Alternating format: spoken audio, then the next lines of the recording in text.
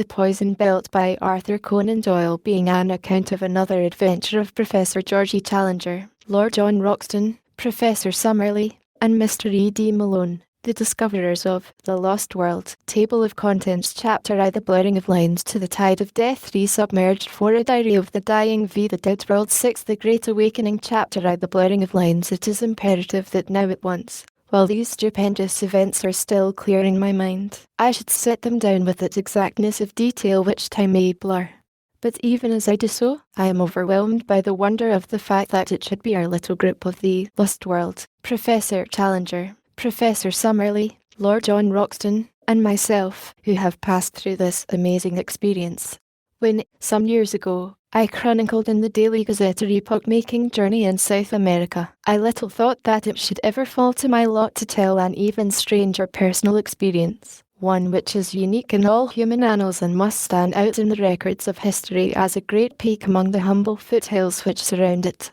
The event itself will always be marvellous, but the circumstances that we four were together at the time of this extraordinary episode came about in a most natural and, indeed, inevitable fashion.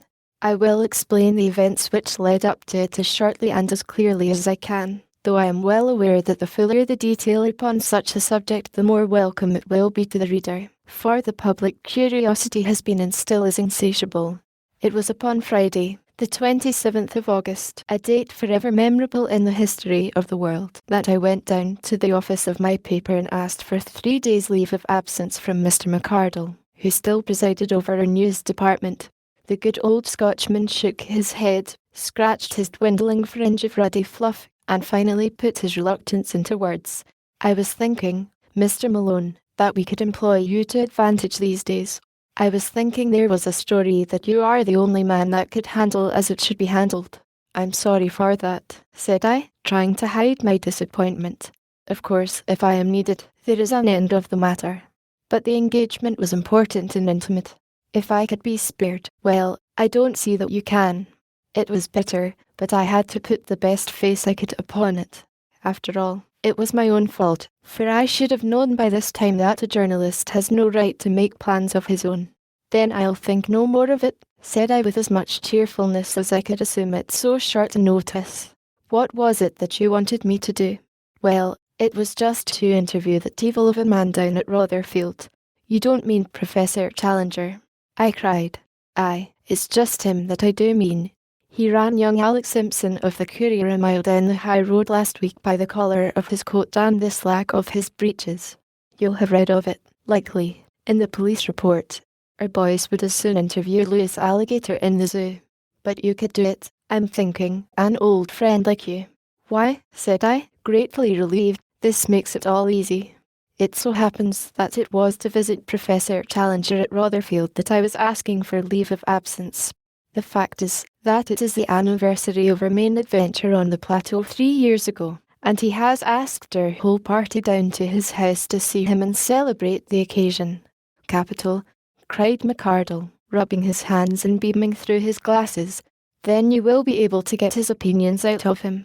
In any other man I would say it was all moonshine. But the fellow has made good once, and who knows but he may again. Get what out of him? I asked. What has he been doing? Haven't you seen his letter on scientific possibilities in today's Times? No. McArdle dived down and picked a copy from the floor. Read it aloud, said he, indicating a column with his finger. I'd be glad to hear it again, for I am not sure now that I have the man's meaning clear in my head. This was the letter which I read to the news editor of the Gazette. Scientific possibilities, sir, I have read with amusement, not wholly unmixed with some less complimentary emotion, the complacent and wholly fatuous letter of James Wilson MacPhail which has lately appeared in your columns upon the subject of the blurring of Fraunhofer's lines in the spectra both of the planets and of the fixed stars. He dismisses the matter as of no significance. To a wider intelligence it may well seem of very great possible importance, so great as to involve the ultimate welfare of every man, woman, and child upon this planet. I can hardly hope, by the use of scientific language, to convey any sense of my meaning to those ineffectual people who gather their ideas from the columns of a daily newspaper.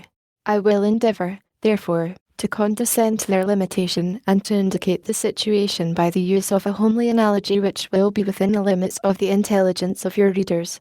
Man, he's a wonder, a living wonder, said McArdle, shaking his head reflectively.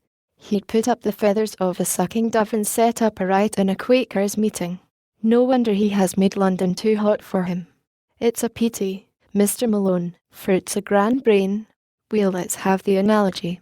We will suppose, I read, that a small bundle of connected corks was launched in a sluggish current upon a voyage across the Atlantic. The corks drift slowly on from day to day with the same conditions all round them. If the corks were sentient, we could imagine that they would consider these conditions to be permanent and assured. But we, with their superior knowledge, know that many things might happen to surprise the corks. They might possibly float up against a ship, or a sleeping whale, or become entangled in seaweed. In any case, their voyage would probably end by their being thrown up on the rocky coast of Labrador. But what could they know of all this while they drifted so gently day by day in what they thought was a limitless and homogeneous ocean? Your readers will possibly comprehend that the Atlantic, in this parable, stands for the mighty ocean of ether through which we drift, and that the bunch of corks represents the little and obscure planetary system to which we belong. A third-rate sun, with its ragtag and bobtail of insignificant satellites. We float under the same daily conditions towards some unknown end, some squalid catastrophe which will overwhelm us at the ultimate confines of space, where we are swept over an etheric Niagara or dashed upon some unthinkable Labrador. I see no room here for the shallow and ignorant optimism of your correspondent, Mr. James Wilson MacPhail, but many reasons why we should watch with a very close and interested attention every indication of change in those cosmic surroundings upon which our own ultimate fate may depend. Man, he'd have made a grand meanster, said McArdle. It just booms like an organ. Let's get down to what it is that's troubling him. The general blurring and shifting of Fraunhofer's lines of the spectrum point, in my opinion, to a widespread cosmic change of a subtle and singular character. Light from a planet is the reflected light of the sun. Light from a star is a self-produced light, but the spectra both from planets and stars have, in this instance, all undergone the same change. Is it, then, a change in those planets and stars? To me such an idea is inconceivable. What common change could simultaneously come upon them all? Is it a change in our own atmosphere? It is possible, but in the highest degree improbable, since we see no signs of it around us, and chemical analysis has failed to reveal it. What, then, is the third possibility? That it may be a change in the conducting medium, in that infinitely fine ether which extends from star to star and pervades the whole universe. Deep in that ocean we are floating upon a slow current.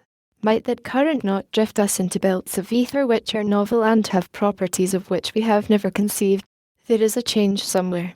This cosmic disturbance of the spectrum proves it. It may be a good change. It may be an evil one. It may be a neutral one. We do not know. Shallow observers may treat the matter as one which can be disregarded, but one who, like myself, is possessed of the deeper intelligence of the true philosopher will understand that the possibilities of the universe are incalculable, and that the wisest man is he who holds himself ready for the unexpected.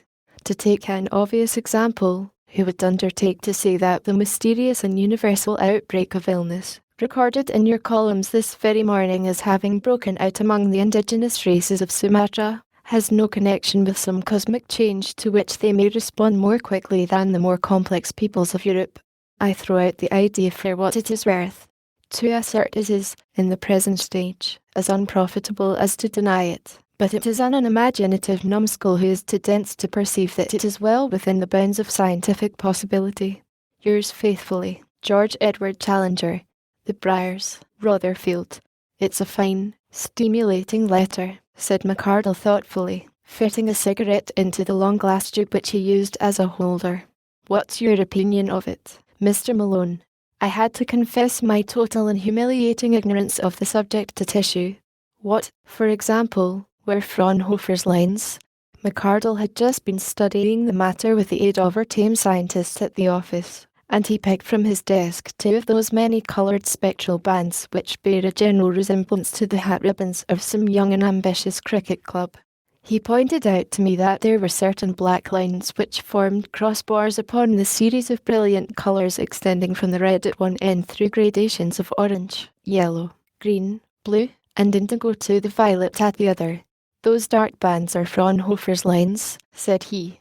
"The colours are just light itself.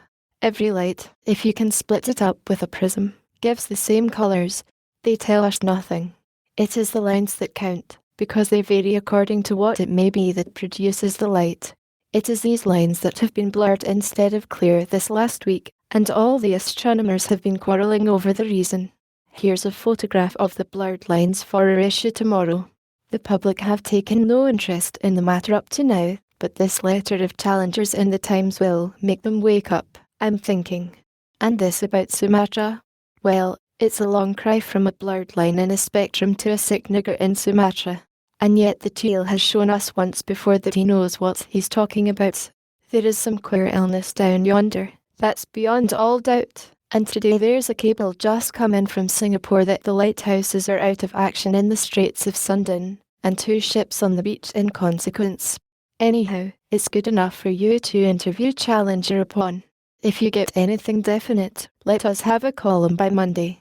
I was coming out from the news editor's room, turning over my new mission in my mind, when I heard my name called from the waiting room below. It was a telegraph boy with a wire which had been forwarded from my lodgings at Streatham. The message was from the very man we had been discussing, and ran thus: "Malone, 17, Hill Street, Streatham. Bring oxygen. Challenger. Bring oxygen." The professor, as I remembered him, had an elephantine sense of humour capable of the most clumsy and unwieldy gambollings. Was this one of those jokes which used to reduce him to uproarious laughter, when his eyes would disappear and he was all gaping mouth and wagging beard, supremely indifferent to the gravity of all around him? I turned the words over, but could make nothing even remotely jocose out of them. Then surely it was a concise order, though a very strange one. He was the last man in the world whose deliberate command I should care to disobey. Possibly some chemical experiment was afoot. Possibly, well, it was no business of mine to speculate upon why he wanted it. I must get it. There was nearly an hour before I should catch the train at Victoria. I took a taxi, and having ascertained the address from the telephone book, I made for the Oxygen Tube Supply Company in Oxford Street. As I alighted on the pavement at my destination, 2 youths emerged from the door of the establishment carrying an iron cylinder, which, with some trouble, they hoisted into a waiting motor car. An elderly man was at their heels, scolding and directing in a creaky, sardonic voice. He turned towards me. There was no mistaking those austere features and the goatee beard. It was my old cross-grained companion, Professor Summerlee. "What?" he cried. "Don't tell me that I have had one of these preposterous telegrams for oxygen." I exhibited it. Well, I have had one too, and, as you see, very much against the grain, I have acted upon it. Our good friend is as impossible as ever. The need for oxygen could not have been so urgent that he must desert the usual means of supply and encroach upon the time of those who are really busier than himself. Why could he not order it direct? I could only suggest that he probably wanted it at once, or thought he did, which is quite another matter. But it is superfluous now for you to purchase any, since I have this considerable supply. Still, for some reason he seems to wish that I should bring oxygen too. It will be safer to do exactly what he tells me. Accordingly, in spite of many grumbles and remonstrances from Summerlee, I ordered an additional tube, which was placed with the other in his motor car, for he had offered me a lift to Victoria. I turned away to pay off my taxi, the driver of which was very cantankerous and abusive over his fare. As I came back to Professor Summerlee, he was having a furious altercation with the men who had carried down the oxygen, his little white goat's beard jerking with indignation. One of the fellows called him, I remember, a silly old bleached cockatoo, which so enraged his chauffeur that he bounded out of his seat to take the part of his insulted master, and it was all we could do to prevent a riot in the street.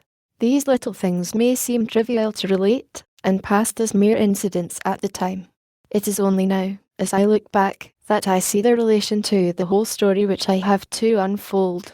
The chauffeur must, as it seemed to me, have been a novice or else have lost his nerve in this disturbance, for he drove Willie on the way to the station. Twice we nearly had collisions with other equally erratic vehicles, and I remember remarking to Summerlee that the standard of driving in London had very much declined. Once we brushed the very edge of a great crowd which was watching a fight at the corner of the mall. The people, who were much excited, raised cries of anger at the clumsy driving, and one fellow sprang upon the step and waved a stick above our heads. I pushed him off, but we were glad when we had got clear of them and safe out of the park. These little events, coming one after the other, left me very jangled in my nerves, and I could see from my companion's petulant manner that his own patience had got to a low ebb. But our good humour was restored when we saw Lord John Roxton waiting for us upon the platform, his tall, thin figure clad in a yellow tweed shooting suit. His keen face, with those unforgettable eyes, so fierce and yet so humorous, flushed with pleasure at the sight of us. His ruddy hair was shot with grey, and the furrows upon his brow had been cut a little deeper by time's chisel, but in all else he was the Lord John who had been our good comrade in the past. "Hullo, Herr Professor! Hullo, young fella!" he shouted as he came toward us. He roared with amusement when he saw the oxygen cylinders upon the porter's trolley behind us. "So you've got them too," he cried. "Mine is in the van. Whatever can the old dear be after?" "Have you seen his letter in the Times?" I asked. "What was it?" "Stuff and nonsense," said Summerlee harshly. "Well, it's at the bottom of this oxygen business, or I am mistaken," said I. "Stuff and nonsense," cried Summerlee again with quite unnecessary violence.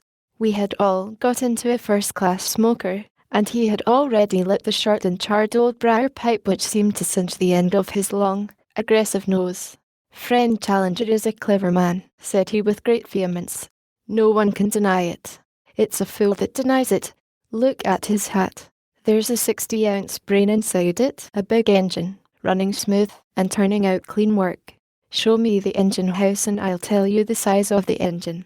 But he is a born charlatan, you've heard me tell him so to his face. A born charlatan, with a kind of dramatic trick of jumping into the limelight. Things are quiet, so friend Challenger sees a chance to set the public talking about him. You don't imagine that he seriously believes all this nonsense about a change in the ether and a danger to the human race? Was ever such a cock and bull story in this life? He sat like an old white raven, croaking and shaking with sardonic laughter. A wave of anger passed through me as I listened to Summerlee. It was disgraceful that he should speak thus of the leader who had been the source of all our fame and given us such an experience as no men have ever enjoyed. I had opened my mouth to utter some hot retort, when Lord John got before me. "You had a scrap once before with old man Challenger," said he sternly, "and you were down and out inside 10 seconds. It seems to me, Professor Summerlee, he's beyond your class, and the best you can do with him is to walk wide and leave him alone. Besides," said I, "he has been a good friend to every one of us. Whatever his faults may be, he is as straight as a line, and I don't believe he ever speaks evil of his comrades behind their backs." "Well said, young fellow my lad," said Lord John Roxton. Then, with a kindly smile, he slapped Professor Summerlee upon his shoulder. "Come, Herr Professor, we're not going to quarrel at this time of day. We've seen too much together. But keep off the grass when you get near Challenger, for this young fella and I have a bit of a weakness for the old dear." But Summerlee was in no humour for compromise. His face was screwed up in rigid disapproval, and thick curls of angry smoke rolled up from his pipe. "As to you, Lord John Roxton," he creaked, "your opinion upon a matter of science is of as much value in my eyes as my views upon a new type of shotgun would be in yours. I have my own judgment, sir, and I use it in my own way. Because it has misled me once, is it any reason why I should accept without criticism anything, however far-fetched, which this man may care to put forward? Are we to have a Pope of Science, with infallible decrees laid down ex cathedra, and accepted without question by the poor humble public? I tell you, sir, that I have a brain of my own, and that I should feel myself to be a snob and a slave if I did not use it. If it pleases you to believe this rigmarole about ether and Fraunhofer's lines upon the spectrum, do so by all means, but do not ask one who is older and wiser than yourself to share in your folly. Is it not evident that if the ether were affected to the degree which he maintains, and if it were obnoxious to human health, the result of it would already be apparent upon ourselves? Here he laughed with uproarious triumph over his own argument. Yes, sir, we should already be very far from our normal selves, and instead of sitting quietly discussing scientific problems in a railway train, we should be showing actual symptoms of the poison which was working within us. Where do we see any signs of this poisonous cosmic disturbance? Answer me that, sir. Answer me that. Come, no evasion. I pin you to an answer. I felt more and more angry. There was something very irritating and aggressive in Summerlee's demeanour. I think that if you knew more about the facts you might be less positive in your opinion, said I. Summerlee took his pipe from his mouth and fixed me with a stony stare. Pray, what do you mean, sir, by that somewhat impertinent observation? I mean that when I was leaving the office, the news editor told me that a telegram had come in confirming the general illness of the Sumatra natives, and adding that the lights had not been lit in the Straits of Sunda. Really, there should be some limits to human folly, cried Summerlee in a positive fury. Is it possible that you do not realize that ether, if for a moment we adopt Challenger's preposterous supposition, is a universal substance which is the same here as at the other side of the world? Do you for an instant suppose that there is an English ether and a Sumatran ether? Perhaps you imagine that the ether of Kent is in some way superior to the ether of Surrey, through which this train is now bearing us. There really are no bounds to the Christian ignorance of the average layman. Is it conceivable that the ether in Sumatra should be so deadly as to cause total insensibility at the very time when the ether here has had no appreciable effect upon us whatever? Personally, I can truly say that I never felt stronger in body or better balanced in mind in my life. That may be. I don't profess to be a scientific man, said I, though I have heard somewhere that the science of one generation is usually the fallacy of the next. But it does not take much common sense to see that, as we seem to know so little about ether, it might be affected by some local conditions in various parts of the world and might show an effect over there which would only develop later with us. With might and may, you can prove anything, cried Summerlee furiously. Pigs may fly. Yes, sir, pigs may fly, but they don't. It is not worth arguing with you. Challenger has filled you with his nonsense and you are both incapable of reason. I had only arguments before those railway cushions. I must say, Professor Summerlee, that your manners do not seem to have improved since I last had the pleasure of meeting you, said Lord John severely. You lordlings are not accustomed to hear the truth, Summerlee answered with a bitter smile. It comes as a bit of a shock, does it not, when someone makes you realize that your title leaves you none the less a very ignorant man? Upon my word, sir, said Lord John, very stern and rigid, if you were a younger man you would not dare to speak to me in so offensive a fashion. Summerlee thrust out his chin, with its little wagging tuft of goatee beard. I would have you know, sir, that, young or old, there has never been a time in my life when I was afraid to speak my mind to an ignorant coxcomb. Yes, sir, an ignorant coxcomb. If you had as many titles as slaves could invent and fools could adopt. For a moment Lord John's eyes blazed, and then, with a tremendous effort, he mastered his anger and leaned back in his seat with arms folded and a bitter smile upon his face. To me all this was dreadful and deplorable.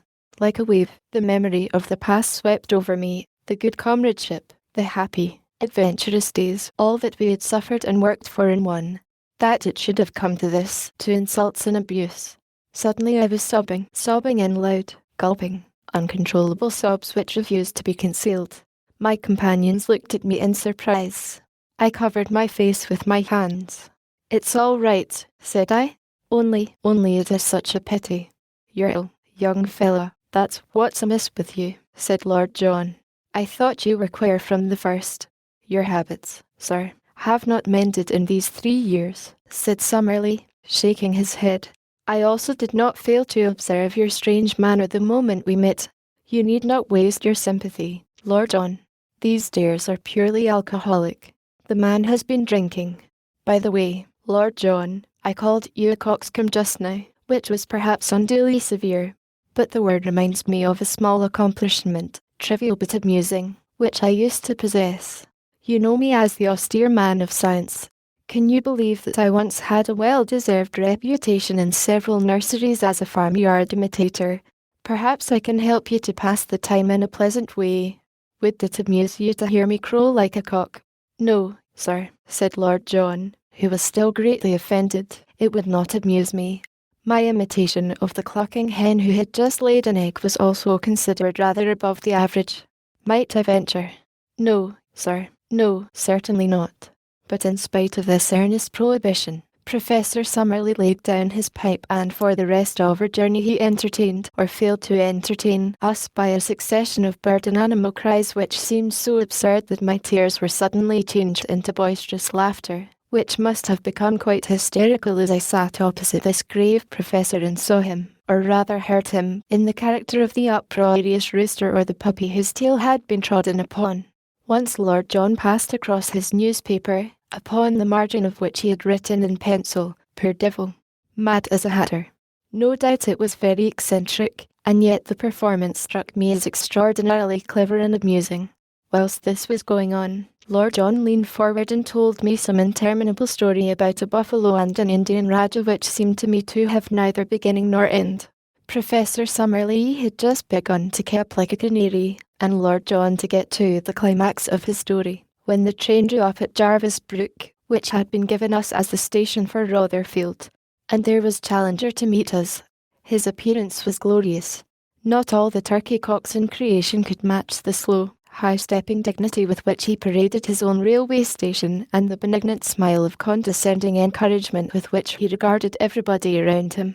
If he had changed in anything since the days of old, it was that his points had become accentuated. The huge head and broad sweep of forehead, with its plastered lock of black hair, seemed even greater than before. His black beard poured forward in a more impressive cascade, and his clear grey eyes, with their insolent and sardonic eyelids, were even more masterful than of yore. He gave me the amused handshake and encouraging smile which the headmaster bestows upon the small boy, and, having greeted the others and helped to collect their bags and their cylinders of oxygen, he stowed us and them away in a large motor car which was driven by the same impassive Austin, the man of few words, whom I had seen in the character of butler upon the occasion of my first eventful visit to the professor. Our journey led us up a winding hill through beautiful country. I sat in front with the chauffeur, but behind me my three comrades seemed to me to be all talking together. Lord John was still struggling with his buffalo story, so far as I could make out, while once again I heard, as of old, the deep rumble of Challenger and the insistent accents of Summerlee as their brains locked in high and fierce scientific debate. Suddenly Austin slanted his mahogany face toward me without taking his eyes from his steering wheel. "I'm under notice," said he. "Dear me," said I. "Everything seems strange today. Everyone said queer, unexpected things. It was like a dream."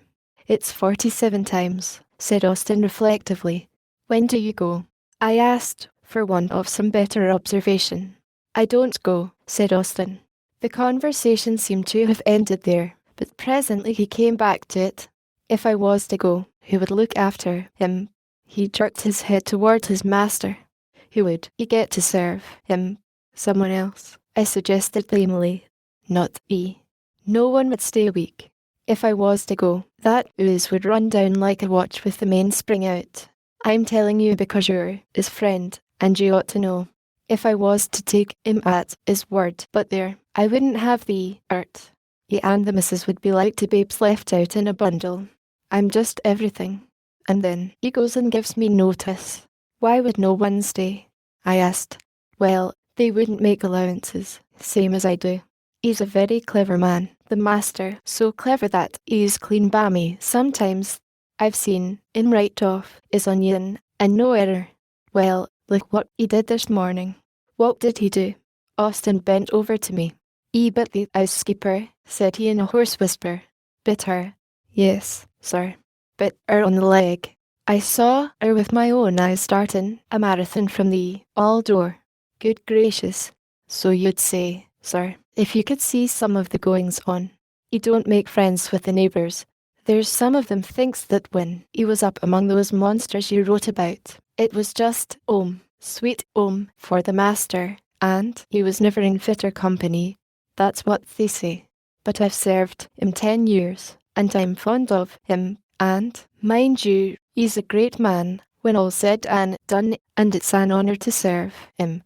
But he does try one cruel at times. Now look at that, sir. That ain't what you might call old-fashioned hospitality, is it now? Just you read it for yourself. The car on its lowest speed had ground its way up a steep, curving ascent. At the corner a notice board peered over a well-clipped hedge. As Austen said, it was not difficult to read, for the words were few and arresting. Plus warning. Visitors, pressmen, and mendicants are not encouraged. G. Challenger. Plus, no, it's not what you might call arty, said Austen, shaking his head and glancing up at the deplorable placard. It wouldn't look well in a Christmas card. I beg your pardon, sir, for I haven't spoke as much as this for many a long year, but today my feelings seem to 'ave got the better of me. He can sack me till he's blue in the face, but I ain't going, and that's flat. I'm his man and he's my master, and so it will be, I expect, to the end of the chapter. We had passed between the white posts of a gate and up the curving drive, lined with rhododendron bushes. Beyond stood a low brick house, picked out with white woodwork, very comfortable and pretty. Mrs. Challenger, a small, dainty, smiling figure, stood in the open doorway to welcome us. "Well, my dear," said Challenger, bustling out of the car, "here are our visitors. It is something new for us who have visitors, is it not? No love lost between us and our neighbours, is there? If they could get rat poison into our baker's cart, I expect it would be there. It's dreadful, dreadful," cried the lady, between laughter and tears. "George is always quarrelling with everyone. We haven't a friend on the countryside. It enables me to concentrate my attention upon my incomparable wife," said Challenger, passing his short, thick arm round her waist. "Picture a gorilla and a gazelle, and you have the pair of them. Come, come, these gentlemen are tired from the journey, and luncheon should be ready. Has Ada returned?" The lady shook her head ruefully, and the professor laughed loudly and stroked his beard in his masterful fashion. "Austen," he cried, "when you have put up the car you will kindly help your mistress to lay the lunch. Now, gentlemen, will you please step into my study, for there are one or two very urgent things which I am anxious to say to you." Chapter the second. The tide of death. As we crossed the hall the telephone bell rang, and we were the involuntary auditors of Professor Challenger's end of the ensuing dialogue. I say we, but no one within 100 yards could have failed to hear the booming of that monstrous voice, which reverberated through the house. His answers lingered in my mind. "Yes, yes, of course, it is I. Yes, certainly, the Professor Challenger, the famous professor. Who else? Of course, every word of it, otherwise I should not have written it. I shouldn't be surprised. There is every indication of it. Within a day or so at the furthest. Well, I can't help that, can I? Very unpleasant, no doubt, but I rather fancy it will affect more important people than you. There is no use whining about it. No, I couldn't possibly. You must take your chance. That's enough, sir. Nonsense. I have something more important to do than to listen to such twaddle." He shut off with a crash and led us upstairs into a large airy apartment which formed his study. On the great mahogany desk 7 or 8 unopened telegrams were lying. "Really," he said as he gathered them up, "I begin to think that it would save my correspondence money if I were to adopt a telegraphic address. Possibly Noah Rotherfield would be the most appropriate." As usual, when he made an obscure joke, he leaned against the desk and bellowed in a paroxysm of laughter, his hands shaking so that he could hardly open the envelopes. Noah, he gasped, with a face of betrayal, while Lord John and I smiled in sympathy, and Summerlee, like a dyspeptic goat, wagged his head in sardonic disagreement. Finally Challenger, still rumbling and exploding, began to open his telegrams. The three of us stood in the bow window and occupied ourselves in admiring the magnificent view. It was certainly worth looking at. The road and its gentle curves had really brought us to a considerable elevation, 700 feet, as we afterwards discovered. Challenger's house was on the very edge of the hill, and from its southern face, in which was the study window, One looked across the vast stretch of the weald to where the gentle curves of the South Downs formed an undulating horizon. In a cleft of the hills a haze of smoke marked the position of Lou. Immediately at our feet there lay a rolling plain of heather, with the long, vivid green stretches of the Crowborough golf course, all dotted with the players. A little to the south, through an opening in the woods, we could see a section of the main line from London to Brighton. In the immediate foreground, under our very noses, was a small enclosed yard, in which stood the car which had brought us from the station.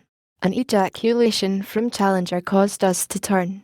He had read his telegrams and had arranged them in a little methodical pile upon his desk.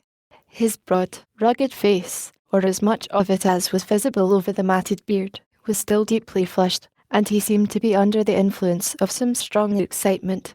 "Well, gentlemen," he said, in a voice as if he was addressing a public meeting, "this is indeed an interesting reunion, and it takes place under extraordinary, I may say unprecedented, circumstances.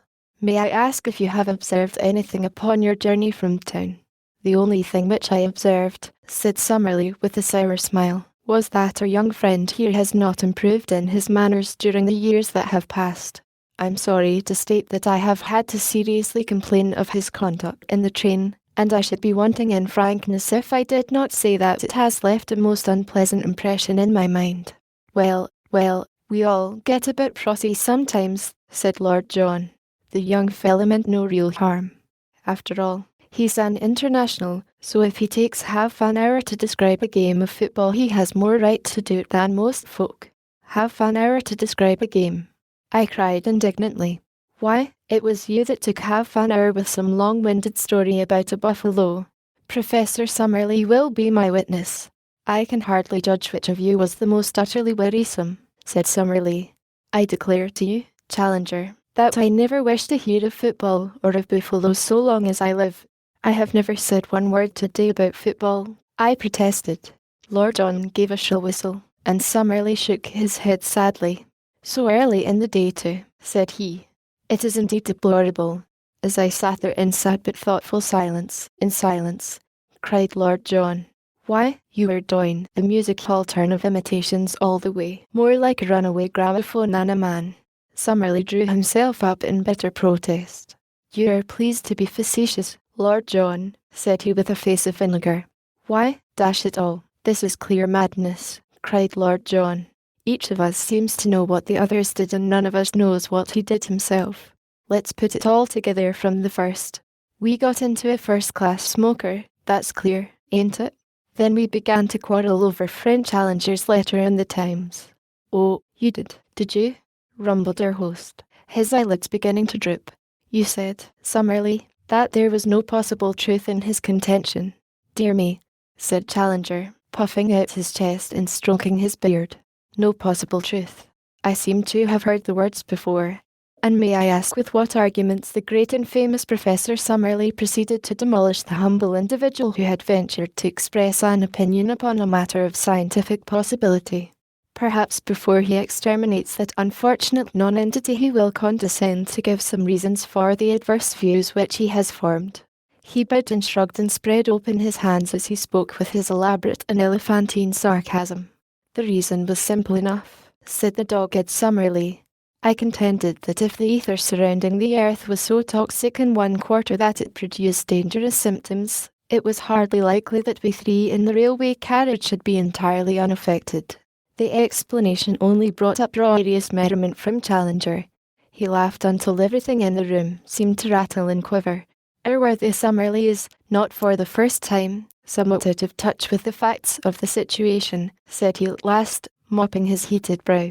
"Now, gentlemen, I cannot make my point better than by detailing to you what I have myself done this morning. You will the more easily condone any mental aberration upon your own part when you realize that even I have had moments when my balance has been disturbed. We have had for some years in this household a housekeeper, one Sarah, with whose second name I have never attempted to burden my memory. She is a woman of a severe and forbidding aspect, prim and demure in her bearing, very impassive in her nature, and never known within her experience to show signs of any emotion. As I sat alone at my breakfast, Mrs. Challenger is in the habit of keeping her room of a morning. It suddenly entered my head that it would be entertaining and instructive to see whether I could find any limits to this woman's imperturbability. I devised a simple but effective experiment. Having upset a small vase of flowers which stood in the centre of the cloth, I rang the bell and slipped under the table. She entered and, seeing the room empty, imagined that I had withdrawn to the study. As I had expected, she approached and leaned over the table to replace the vase. I had a vision of a cotton stocking and an elastic-sided boot. Protruding my head, I sank my teeth into the calf of her leg. The experiment was successful beyond belief. For some moments she stood paralyzed, staring down at my head. Then with a shriek she tore herself free and rushed from the room. I pursued her with some thoughts of an explanation, but she flew down the drive, and some minutes afterwards I was able to pick her out with my field glasses travelling very rapidly in a southwesterly direction. I tell you the anecdote for what it is worth. I drop it into your brains and await its germination. Is it illuminative? Has it conveyed anything to your minds? What do I think of it, Lord John? Lord John shook his head gravely. You'll be getting into serious trouble some of these days if you don't put a brake on, said he. Perhaps you have some observation to make, Summerlee. You should drop all work instantly, Challenger, and take 3 months in a German watering place, said he. Profound, cried Challenger. Now, my young friend, is it possible that wisdom may come from you where your seniors have so signally failed? And it did. I say it with all modesty, but it did. Of course, it all seems obvious enough to you who know what occurred, but it was not so very clear when everything was new. But it came on me suddenly with the full force of absolute conviction. Poison, I cried. Then, even as I said the word, my mind flashed back over the whole morning's experiences, past Lord John with his buffalo, past my own hysterical tears, past the outrageous conduct of Professor Summerlee, to the queer happenings in London, the row in the park, the driving of the chauffeur, the quarrel at the oxygen warehouse. Everything fitted suddenly into its place. Of course, I cried again. It is poison. We are all poisoned. Exactly, said Challenger, rubbing his hands. We are all poisoned. Our planet has swum into the poison belt of ether, and is now flying deeper into it at the rate of some millions of miles a minute. Our young friend has expressed the cause of all our troubles and perplexities in a single word, poison. We looked at each other in amazed silence. No comment seemed to meet the situation. There is a mental inhibition by which such symptoms can be checked and controlled, said Challenger. I cannot expect to find it developed in all of you to the same point which it has reached in me, for I suppose that the strength of our different mental processes bears some proportion to each other. But no doubt it is appreciable even in our young friend here. After the little outburst of high spirits which so alarmed my domestic, I sat down and reasoned with myself. I put it to myself that I had never before felt impelled to bite any of my household. The impulse had then been an abnormal one. In an instant I perceived the truth. My pulse upon examination was 10 beats above the usual, and my reflexes were increased. I called upon my higher and saner self, the real GEC, seated serene and impregnable behind all mere molecular disturbance. I summoned him, I say, to watch the foolish mental tricks which the poison would play. I found that I was indeed the master. I could recognize and control a disordered mind. It was a remarkable exhibition of the victory of mind over matter, for it was a victory over the particular form of matter which is most intimately connected with mind. I might almost say that mind was at fault and that personality controlled it. Thus, when my wife came downstairs and I was impelled to slip behind the door and alarm her by some wild cry as she entered, I was able to stifle the impulse and to greet her with dignity and restraint. An overpowering desire to quack like a duck was met and mastered in the same fashion. Later, when I descended to order the car and found Austin bending over it absorbed in repairs, I controlled my open hand even after I had lifted it to refrain from giving him an experience which would possibly have caused him to follow in the steps of the housekeeper. On the contrary, I touched him on the shoulder and ordered the car to be at the door in time to meet your train. At the present instant I am most forcibly tempted to take Professor Summerlee by that silly old beard of his and to shake his head violently backwards and forwards. And yet, as you see, I am perfectly restrained. Let me commend my example to you. "I'll look out for that buffalo," said Lord John. "And I for the football match." "It may be that you're right, Challenger," said Summerlee in a chastened voice. "I am willing to admit that my turn of mind is critical rather than constructive, and that I am not a ready convert to any new theory, especially when it happens to be so unusual and fantastic as this one. However, as I cast my mind back over the events of the morning, and as I reconsider the factual misconduct of my companions, I find it easy to believe that some poison of an exciting kind was responsible for their symptoms." Challenger slapped his colleague good-humouredly upon the shoulder. "We progress," said he. "Decidedly we progress. And pray, sir," asked Summerlee humbly, "what is your opinion as to the present outlook? With your permission I will say a few words upon that subject." He seated himself upon his desk, his short, stumpy legs swinging in front of him. "We are assisting at a tremendous and awful function. It is, in my opinion, the end of the world. The end of the world." Our eyes turned to the great bow window and we looked out at the summer beauty of the countryside, the long slopes of heather, the great country houses, the cosy farms, the pleasure seekers upon the links. The end of the world.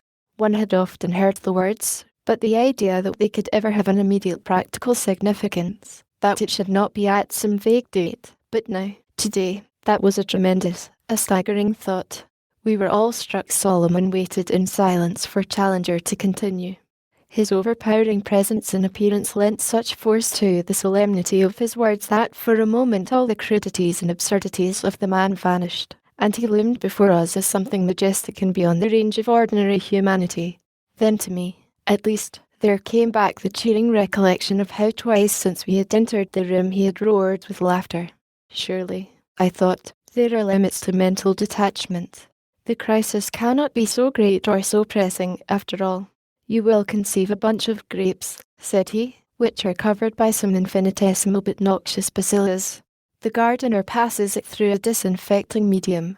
It may be that he desires his grapes to be cleaner. It may be that he needs space to breed some fresh bacillus less noxious than the last. He dips it into the poison and they are gone. Our gardener is, in my opinion, about to dip the solar system, and the human bacillus, the little mortal vibrio which twisted and wriggled upon the outer rind of the earth, will in an instant be sterilized out of existence." Again there was silence. It was broken by the high trill of the telephone bell. "There is one of our bacilli squeaking for help," said he with a grim smile. "They are beginning to realize that their continued existence is not really one of the necessities of the universe." He was gone from the room for a minute or two. I remember that none of us spoke in his absence. The situation seemed beyond all words or comments. "The medical officer of health for Brighton," said he when he returned. "The symptoms are for some reason developing more rapidly upon the sea level. Our 700 feet of elevation give us an advantage. Folks seem to have learned that I am the first authority upon the question. No doubt it comes from my letter in the Times." That was the mayor of a provincial town with whom I talked when we first arrived. You may have heard me upon the telephone. He seemed to put an entirely inflated value upon his own life. I helped him to readjust his ideas. Summerlee had risen and was standing by the window. His thin, bony hands were trembling with his emotion. "Challenger," said he earnestly, "this thing is too serious for mere futile argument. Do not suppose that I desire to irritate you by any question I may ask, but I put it to you whether there may not be some fallacy in your information or in your reasoning. There is the sun shining as brightly as ever in the blue sky. There are the heather and the flowers and the birds. There are the folk enjoying themselves upon the golf links and the labourers yonder cutting the corn. You tell us that they and we may be upon the very brink of destruction, that this sunlit day may be that day of doom which the human race has so long waited. So far as we know, you found this tremendous judgment upon what? Upon some abnormal lines in the spectrum, upon rumours from Sumatra, upon some curious personal excitement which we have discerned in each other. This latter symptom is not so marked but that you and we could, by a deliberate effort, control it. You need not stand on ceremony with us, Challenger. We have all faced death together before now. Speak out, and let us know exactly where we stand, and what, in your opinion, are our prospects for our future." It was a brave, good speech, a speech from that stanch and strong spirit which lay behind all the acidities and angularities of the old zoologist. Lord John rose and shook him by the hand. "My sentiment to a tick," said he. "Now, Challenger, it's up to you to tell us where we are. We ain't nervous folk, as you know well, but when it comes to making a weekend visit and finding you've run full but into the day of judgment, it wants a bit of explaining. What's the danger, and how much of it is there, and what are we going to do to meet it?" He stood, all and strong, in the sunshine at the window, with his brown hand upon the shoulder of Summerlee. I was lying back in an armchair, an extinguished cigarette between my lips, in that sort of half-dazed state in which impressions become exceedingly distinct. It may have been a new phase of the poisoning, but the delirious promptings had all passed away and were succeeded by an exceedingly languid and, at the same time, perceptive state of mind. I was a spectator. It did not seem to be any personal concern of mine. But here were three strong men at a great crisis, and it was fascinating to observe them. Challenger bent his heavy brows and stroked his beard before he answered. One could see that he was very carefully weighing his words. "What was the last news when you left London?" he asked. "I was at the Gazette office about 10, said I. There was a writer just come in from Singapore to the effect that the sickness seemed to be universal in Sumatra and that the lighthouses had not been lit in consequence. Events have been moving somewhat rapidly since then," said Challenger, picking up his pile of telegrams. "I am in close touch both with the authorities and with the press, so that news is converging upon me from all parts. There is, in fact, a general and very insistent demand that I should come to London, but I see no good end to be served. From the accounts, the poisonous effect begins with mental excitement. The rioting in Paris this morning is said to have been very violent, and the Welsh colliers are in a state of uproar. So far as the evidence to hand can be trusted, this stimulative stage, which varies much in races and in individuals, is succeeded by a certain exaltation in mental lucidity. I seem to discern some signs of it in our young friend here, which, after an appreciable interval, turns to coma, deepening rapidly into death. I fancy, so far as my toxicology carries me, that there are some vegetable nerve poisons," Datura suggested Summerlee. "Excellent," cried Challenger. "It would make for scientific precision if we named our toxic agent. Let it be Dataron. To you, my dear Summerlee, belongs the honour, posthumous, alas, but none the less unique, of having given a name to the universal destroyer, the great gardener's disinfectant. The symptoms of Dataron, then, may be taken to be such as I indicate. That it will involve the whole world and that no life can possibly remain behind seems to me to be certain, since ether is a universal medium. Up to now it has been capricious in the places which it has attacked, but the difference is only a matter of a few hours, and it is like an advancing tide which covers one strip of sand and then another, running hither and thither in irregular streams, until at last it has submerged it all. There are laws at work in connection with the action and distribution of Dataron which would have been of deep interest had the time at our disposal permitted us to study them. So far as I can trace them," here he glanced over his telegrams, "the less developed races have been the first to respond to its influence. There are deplorable accounts from Africa, and the Australian Aborigines appear to have been already exterminated. The northern races have as yet shown greater resisting power than the southern. This, you see, is dated from Marseille at 9:45 this morning. I give it to you verbatim. All night delirious excitement throughout Provence. Tumult of vine growers at Nîmes. Socialistic upheaval at Toulon. Sudden illness attended by coma attack population this morning. Underscore PSTE Foudroy ante. Great numbers of dead in the streets. Paralysis of business and universal chaos." An hour later came the following, from the same source. "We are threatened with utter extermination. Cathedrals and churches full to overflowing. The dead outnumber the living. It is inconceivable and horrible. Decease seems to be painless, but swift and inevitable." There is a similar telegram from Paris, where the development is not yet as acute. India and Persia appear to be utterly wiped out. The Slavonic population of Austria is down, while the Teutonic has hardly been affected. Speaking generally, the dwellers upon the plains and upon the seashore seem, so far as my limited information goes, to have felt the effects more rapidly than those inland or on the heights. Even a little elevation makes a considerable difference, and perhaps if there be a survivor of the human race, he will again be found upon the summit of some Ararat. Even our own little hill may presently prove to be a temporary island amid a sea of disaster, but at the present rate of advance a few short hours will submerge us all. Lord John Roxton wiped his brow. "What beats me," said he, "is how you could sit there laughing, with the stack of telegrams under your hand. I've seen death as often as most folk, but universal death, it's awful." "As to the laughter," said Challenger, "you will bear in mind that, like yourselves, I have not been exempt from the stimulating cerebral effects of the etheric poison. But as to the horror with which universal death appears to inspire you, I would put it to you that it is somewhat exaggerated. If you were sent to sea alone in an open boat to some unknown destination, your heart might well sink within you. The isolation, the uncertainty, would oppress you. But if your voyage were made in a goodly ship, which bore within it all your relations and your friends, you would feel that, however uncertain your destination might still remain, you would at least have one common and simultaneous experience which would hold you to the end in the same close communion.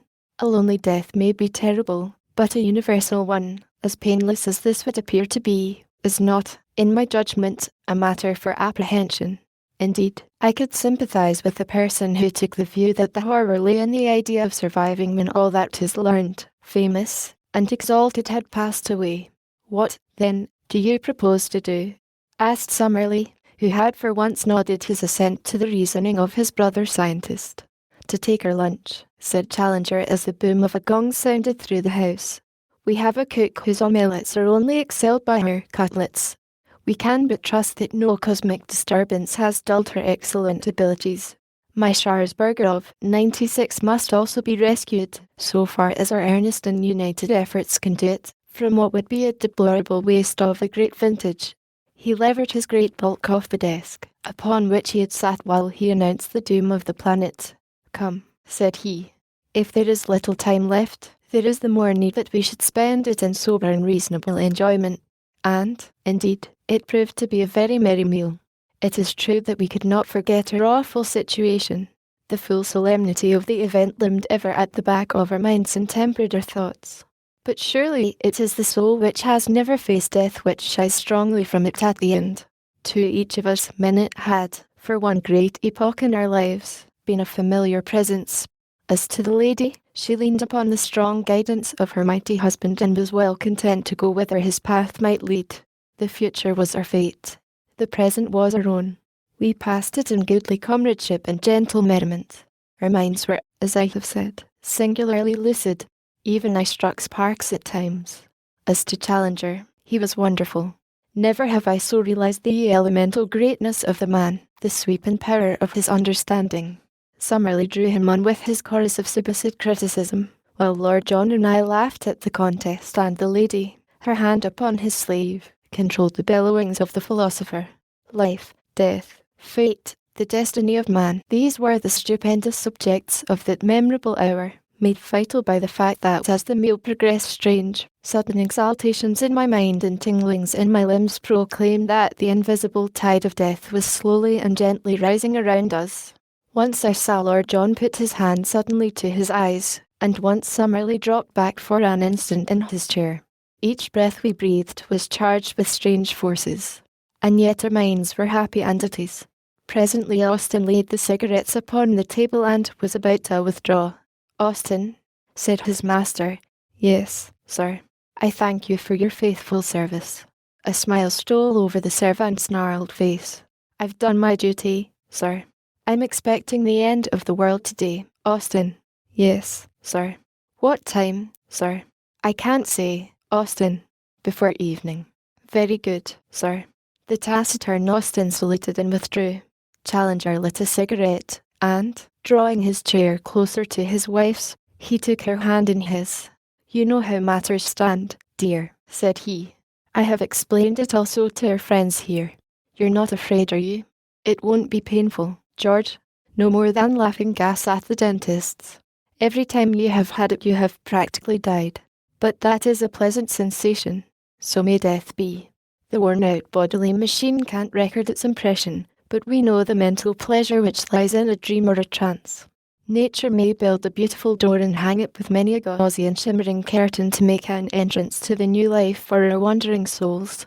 In all my probings of the actual, I have always found wisdom and kindness at the core, and if ever the frightened mortal needs tenderness, it is surely as he makes the passage perilous from life to life. No, Summerlee, I will have none of your materialism, for I, at least, am too great a thing to end in mere physical constituents, a packet of salts and 3 bucketfuls of water. Here, and he beat his great head with his huge, hairy fist. There is something which uses matter, but is not of it, something which might destroy death, but which death can never destroy. Talking of death, said Lord John, I am a Christian of sorts, but it seems to me there was some ethin mighty natural in those ancestors of ours who were buried with their axes and bows and arrows and the like, same as if they were living, on just the same as they used to. I don't know, he added, looking round the table in a shamefaced way, that I wouldn't feel more homely myself if I was put away with my 0.450 Express and the Fowlin piece, the shorter one with the rubbered stock, and a clip or 2 of cartridges. Just a fool's fancy, of course, but there it is. How does it strike you, Herr Professor? Well, said Summerlee, since you ask my opinion, it strikes me as an indefensible throwback to the Stone Age or before it. I'm of the 20th century myself, and would wish to die like a reasonable civilized man. I don't know that I am more afraid of death than the rest of you, for I am an oldish man, and, come what may, I can't have very much longer to live, but it is all against my nature to sit waiting without a struggle like a sheep for the butcher. Is it quite certain, Challenger, that there is nothing we can do to save us? Nothing, said Challenger. To prolong our lives a few hours and thus to see the evolution of this mighty tragedy before we are actually involved in it, that may prove to be within my powers. I have taken certain steps. The oxygen, exactly, the oxygen. But what can oxygen effect in the face of a poisoning of the ether? There is not a greater difference in quality between a brickbat and a gas than there is between oxygen and ether. They are different planes of matter. They cannot impinge upon one another. Come, Challenger, you could not defend such a proposition. My good Summerlee, this etheric poison is most certainly influenced by material agents. We see it in the methods and distribution of the outbreak. We should not a priori have expected it, but it is undoubtedly a fact. Hence I am strongly of opinion that a gas like oxygen, which increases the vitality and the resisting power of the body, would be extremely likely to delay the action of what you have so happily named the dataron. It may be that I am mistaken, but I have every confidence in the correctness of my reasoning. Well, said Lord John, if we've got to sit sucking at those tubes like so many babies with their bottles, I'm not taking any. There will be no need for that, Challenger answered. We have made arrangements. It is to my wife that you chiefly owe it, that her boudoir shall be made as airtight as is practicable, with matting and varnished paper. Good heavens, Challenger, you don't suppose you can keep out ether with varnished paper? Really, my worthy friend, you are a trifle perverse in missing the point. It is not to keep out the ether that we have gone to such trouble. It is to keep in the oxygen. I trust that if we can ensure an atmosphere hyperoxygenated to a certain point, we may be able to retain our senses. I had 2 tubes of the gas and you have brought me 3 more. It is not much, but it is something. How long will they last? I have not an idea. We will not turn them on until our symptoms become unbearable. Then we shall dole the gas out as it is urgently needed. It may give us some hours, possibly even some days, on which we may look out upon a blasted world. Our own fate is delayed to that extent, and we will have the very singular experience, we 5, of being, in all probability, the absolute rearguard of the human race upon its march into the unknown. Perhaps you will be kind enough now to give me a hand with the cylinders. It seems to me that the atmosphere already grows somewhat more oppressive.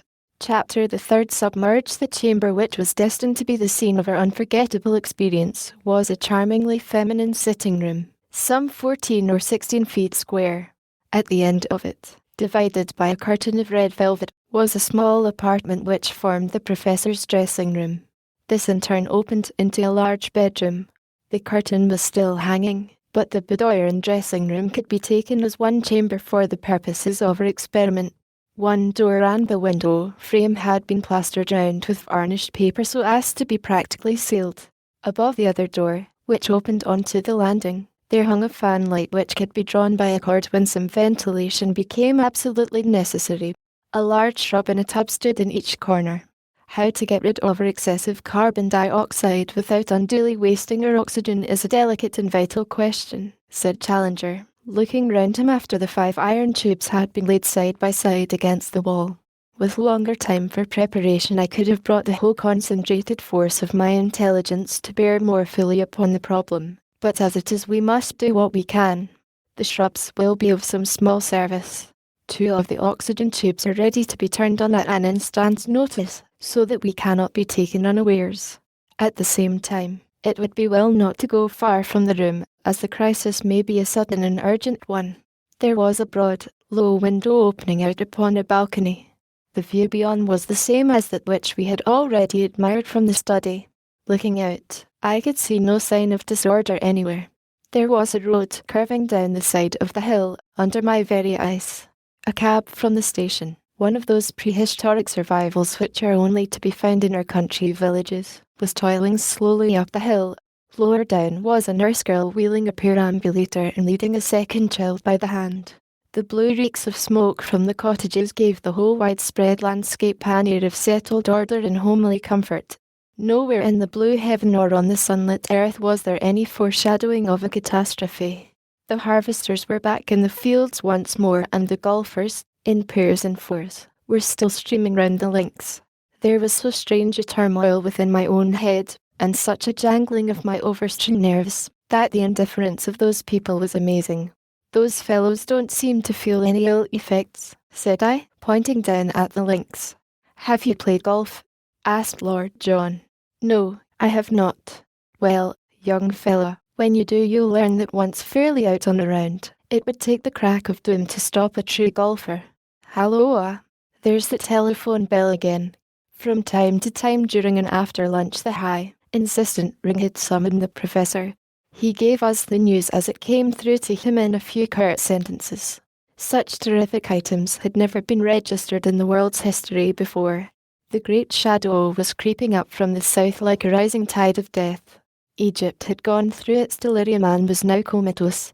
Spain and Portugal, after a wild frenzy in which the clericals and the anarchists had fought most desperately, were now fallen silent. No cable messages were received any longer from South America. In North America the southern states, after some terrible racial rioting, had succumbed to the poison. North of Maryland the effect was not yet marked, and in Canada it was hardly perceptible. Belgium, Holland, and Denmark had each in turn been affected.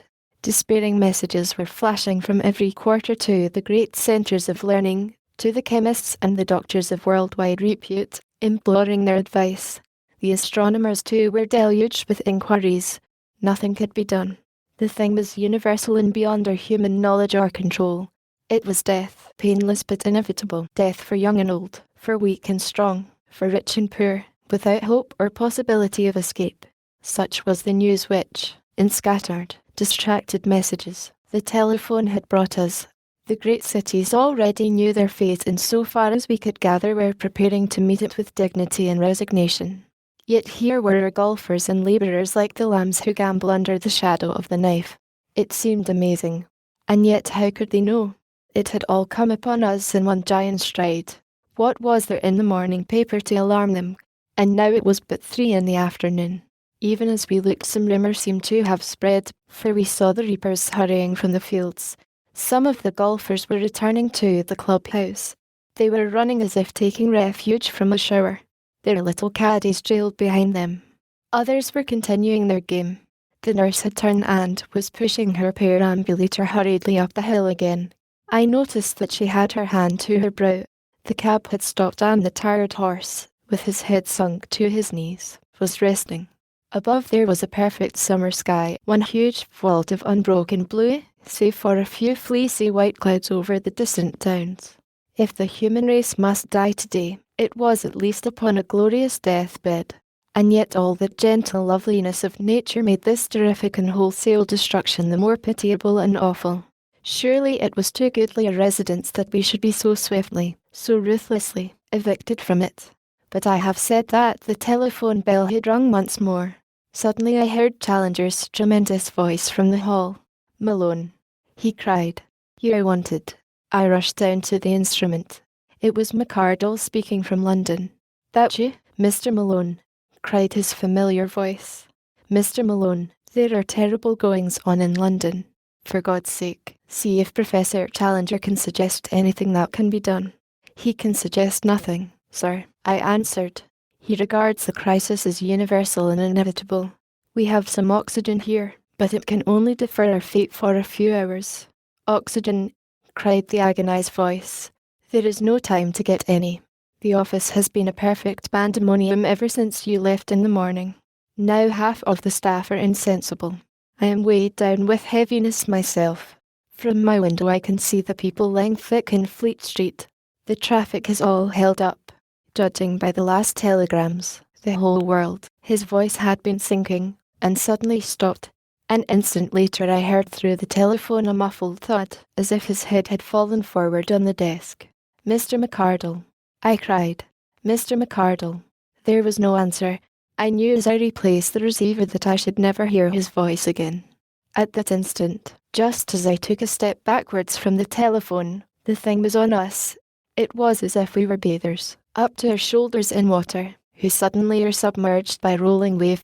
An invisible hand seemed to have quietly closed round my throat and to be gently pressing the life from me. I was conscious of immense oppression upon my chest, great tightness within my head, a loud singing in my ears, and bright flashes before my eyes. I staggered to the balustrades of the stair.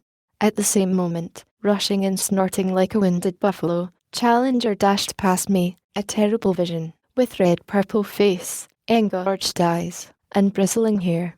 His little wife, insensible to all appearance, was slung over his great shoulder, and he blundered and thundered up the stair, scrambling and tripping, but carrying himself and her through sheer will force through that mephitic atmosphere to the haven of temporary safety. At the sight of his effort I too rushed up the steps, clambering, falling, clutching at the rail, until I tumbled half senseless upon my face on the upper landing. Lord John's fingers of steel were in the collar of my coat, and a moment later I was stretched upon my back, unable to speak or move, on the boudoir carpet. The woman lay beside me, and Summerlee was bunched in a chair by the window, his head nearly touching his knees. As in a dream I saw Challenger, like a monstrous beetle, crawling slowly across the floor, and a moment later I heard the gentle hissing of the escaping oxygen. Challenger breathed 2 or 3 times with enormous gulps, his lungs roaring as he drew in the vital gas. "It works," he cried exultantly. "My reasoning has been justified." He was up on his feet again, alert and strong. With a tube in his hand he rushed over to his wife and held it to her face. In a few seconds she moaned, stirred, and sat up. He turned to me, and I felt the tide of life stealing warmly through my arteries. My reasoning told me that it was but a little respite, and yet, carelessly as we talk of its value, every hour of existence now seemed an inestimable thing. Never have I known such a thrill of sensuous joy as came with that freshet of life. The weight fell away from my lungs, the band loosened from my brow, a sweet feeling of peace and gentle, languid comfort stole over me. I lay watching Summerlee revive under the same remedy, and finally Lord John took his turn. He sprang to his feet and gave me a hand to rise, while Challenger picked up his wife and laid her on the settee. "Oh, George, I am so sorry you brought me back," she said, holding him by the hand. "The door of death is indeed, as you said, hung with beautiful, shimmering curtains. For, once the choking feeling had passed, it was all unspeakably soothing and beautiful. Why have you dragged me back? Because I wish that we make the passage together. We have been together so many years. It would be sad to fall apart at the supreme moment." For a moment in his tender voice I caught a glimpse of a new Challenger, something very far from the bullying, ranting, arrogant man who had alternately amazed and offended his generation. Here in the shadow of death was the innermost Challenger, the man who had won and held a woman's love. Suddenly his mood changed and he was our strong captain once again. Alone of all mankind I saw and foretold this catastrophe, said he with a ring of exultation and scientific triumph in his voice. As to you, my good Summerlee, I trust your last doubts have been resolved as to the meaning of the blurring of the lines in the spectrum, and that you will no longer contend that my letter in the Times was based upon a delusion. For once our pugnacious colleague was deaf to a challenge. He could but sit gasping and stretching his long, thin limbs, as if to assure himself that he was still really upon this planet. Challenger walked across to the oxygen tube, and the sound of the loud hissing fell away till it was the most gentle sibilation. We must husband our supply of the gas, said he. The atmosphere of the room is now strongly hyperoxygenated, and I take it that none of us feel any distressing symptoms. We can only determine by actual experiments what amount added to the air will serve to neutralize the poison. Let us see how that will do. We sat in silent nervous tension for 5 minutes or more, observing our own sensations.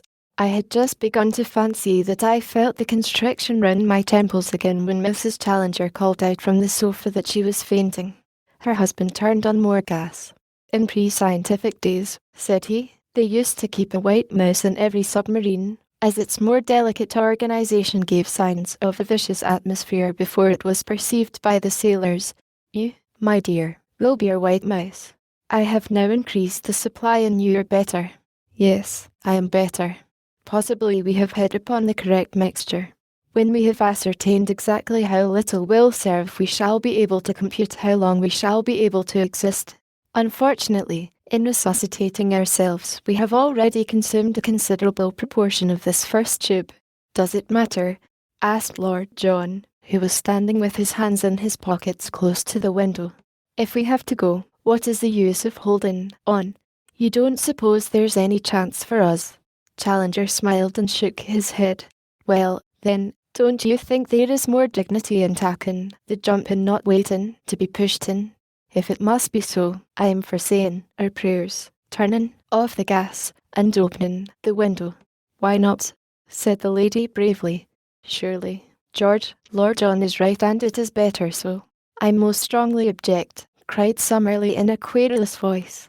When we must die, let us by all means die, but to deliberately anticipate death seems to me to be a foolish and unjustifiable action. What does our young friend say to it? Asked Challenger. I think we should see it to the end. And I'm strongly of the same opinion, said he. Then, George, if you say so, I think so too, cried the lady. Well, I'm only putting it as an argument, said Lord John. If you all want to see it through, I'm with you.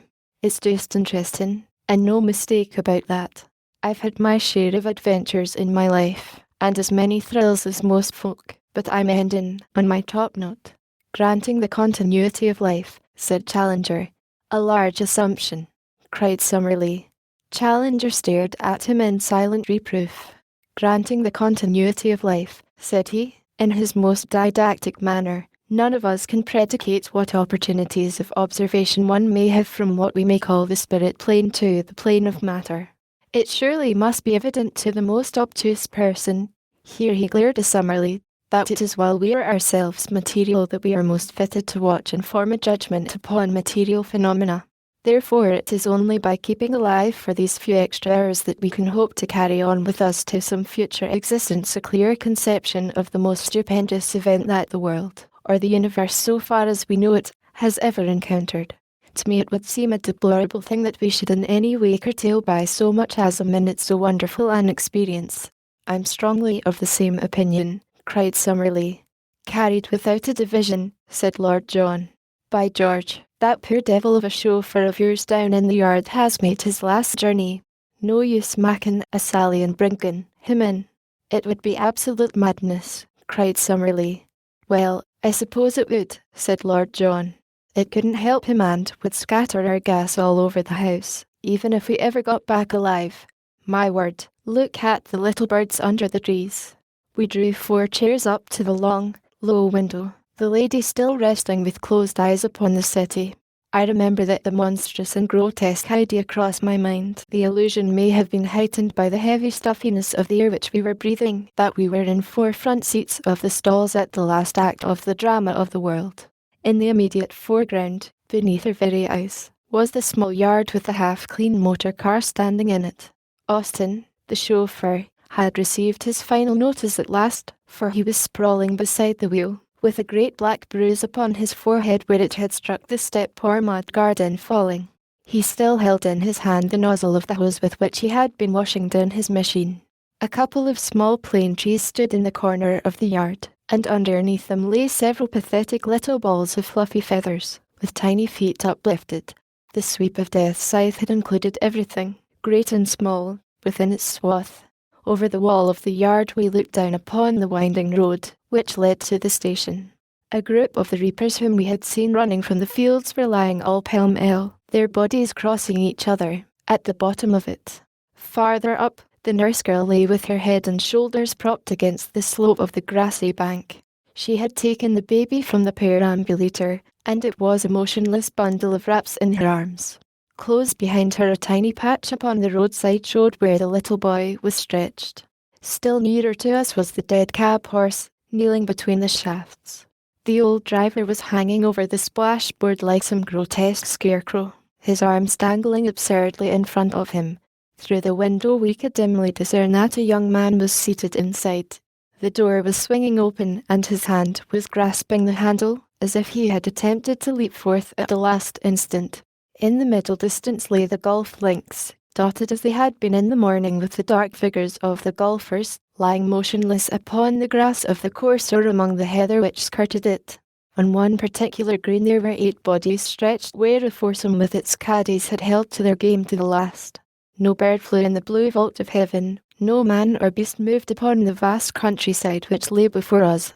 The evening sun shone its peaceful radiance across it, but there brooded over it all the stillness and the silence of universal death, a death in which we were so soon to join. At the present instant that one frail sheet of glass, by holding in the extra oxygen which counteracted the poisoned ether, shut us off from the fate of all our kind. For a few short hours the knowledge and foresight of one man could preserve our little oasis of life in the vast desert of death and save us from participation in the common catastrophe. Then the gas would run low, we too should lie gasping upon that cherry-coloured boudoir carpet, and the fate of the human race and of all earthly life would be complete. For a long time, in a mood which was too solemn for speech, we looked out at the tragic world. "There is a house on fire," said Challenger at last, pointing to a column of smoke which rose above the trees. "There will, I expect, be many such, possibly whole cities in flames, when we consider how many folk may have dropped with lights in their hands. The fact of combustion is in itself enough to show that the proportion of oxygen in the atmosphere is normal and that it is the ether which is at fault. Ah, there you see another blaze on the top of Crowborough Hill. It is the golf club house, or I am mistaken. There is the church clock chiming the hour. It would interest our philosophers to know that man-made mechanisms have survived the race who made it. By George!" cried Lord John, rising excitedly from his chair. "What's that puff of smoke? It's a train." We heard the roar of it, and presently it came flying into sight, going at what seemed to me to be a prodigious speed. Whence it had come, or how far, we had no means of knowing. Only by some miracle of luck could it have gone any distance. But now we were to see the terrific end of its career. A train of coal trucks stood motionless upon the line. We held our breath as the express roared along the same track. The crash was horrible. Engine and carriages piled themselves into a hill of splintered wood and twisted iron. Red spurts of flame flickered up from the wreckage until it was all ablaze. For half an hour we sat with hardly a word, stunned by the stupendous sight. "Poor, poor people," cried Mrs. Challenger at last, clinging with a whimper to her husband's arm. "My dear, the passengers on the train were no more animate than the coals into which they crashed or the carbon which they have now become," said Challenger, stroking her hand soothingly. "It was a train of the living when it left Victoria, but it was driven and freighted by the dead long before it reached its fate. All over the world the same thing must be going on," said I as a vision of strange happenings rose before me. "Think of the ships at sea, how they will steam on and on, until the furnaces die down or until they are on full tilt upon some beach. The sailing ships too, how they will back and fill with their cargoes of dead sailors, while their timbers rot and their joints leak, till one by one they sink below the surface. Perhaps a century hence the Atlantic may still be dotted with the old drifting derelicts.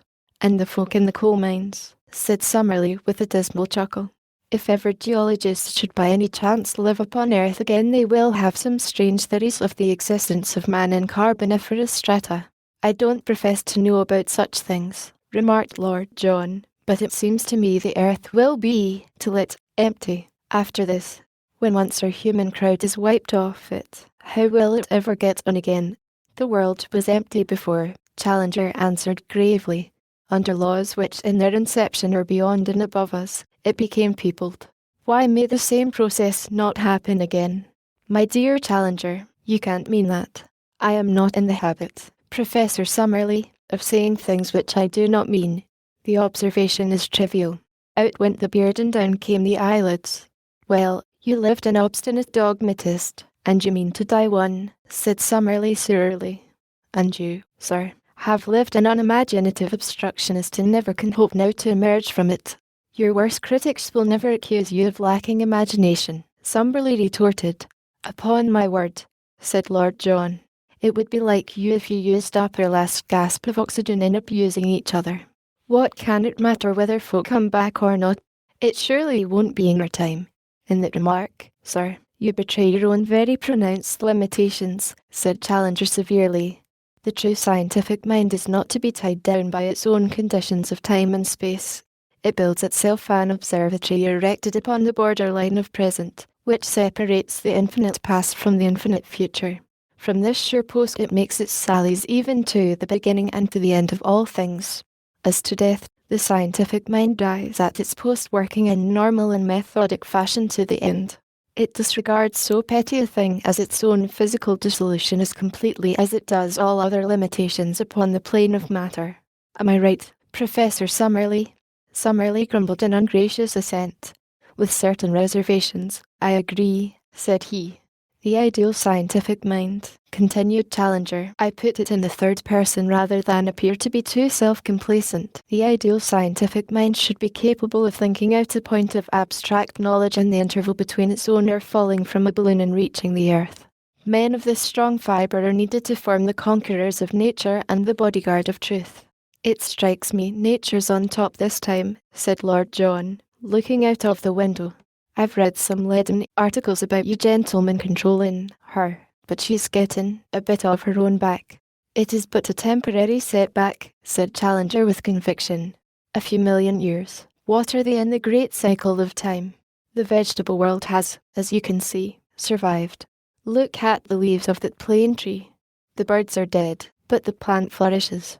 From this vegetable life in pond and in marsh will come, in time, the tiny crawling microscopic slugs which are the pioneers of that great army of life in which for the instant we five have the extraordinary duty of serving as rear guard. Once the lowest form of life has established itself, the final advent of man is as certain as the growth of the oak from the acorn.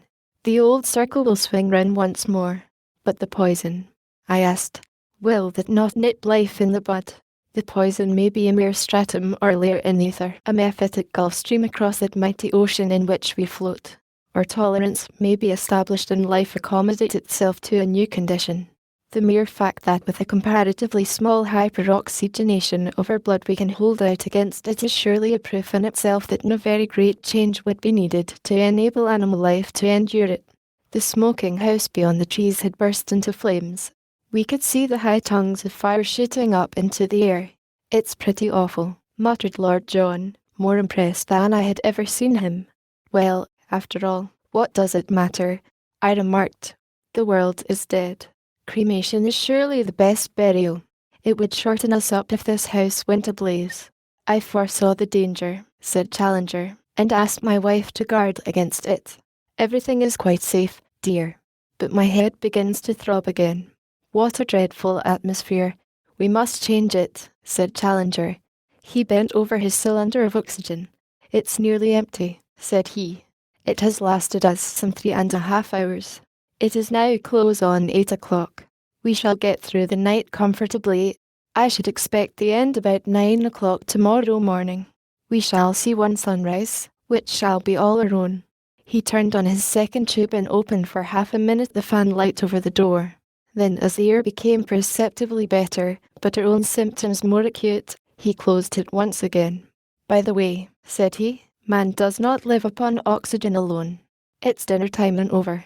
I assure you, gentlemen, that when I invited you to my home and to what I had hoped would be an interesting reunion, I had intended that my kitchen should justify itself. However, we must do what we can. I am sure that you will agree with me that it would be folly to consume our air too rapidly by lighting an oil stove. I have some small provision of cold meats, bread, and pickles which, with a couple of bottles of claret, may serve our turn.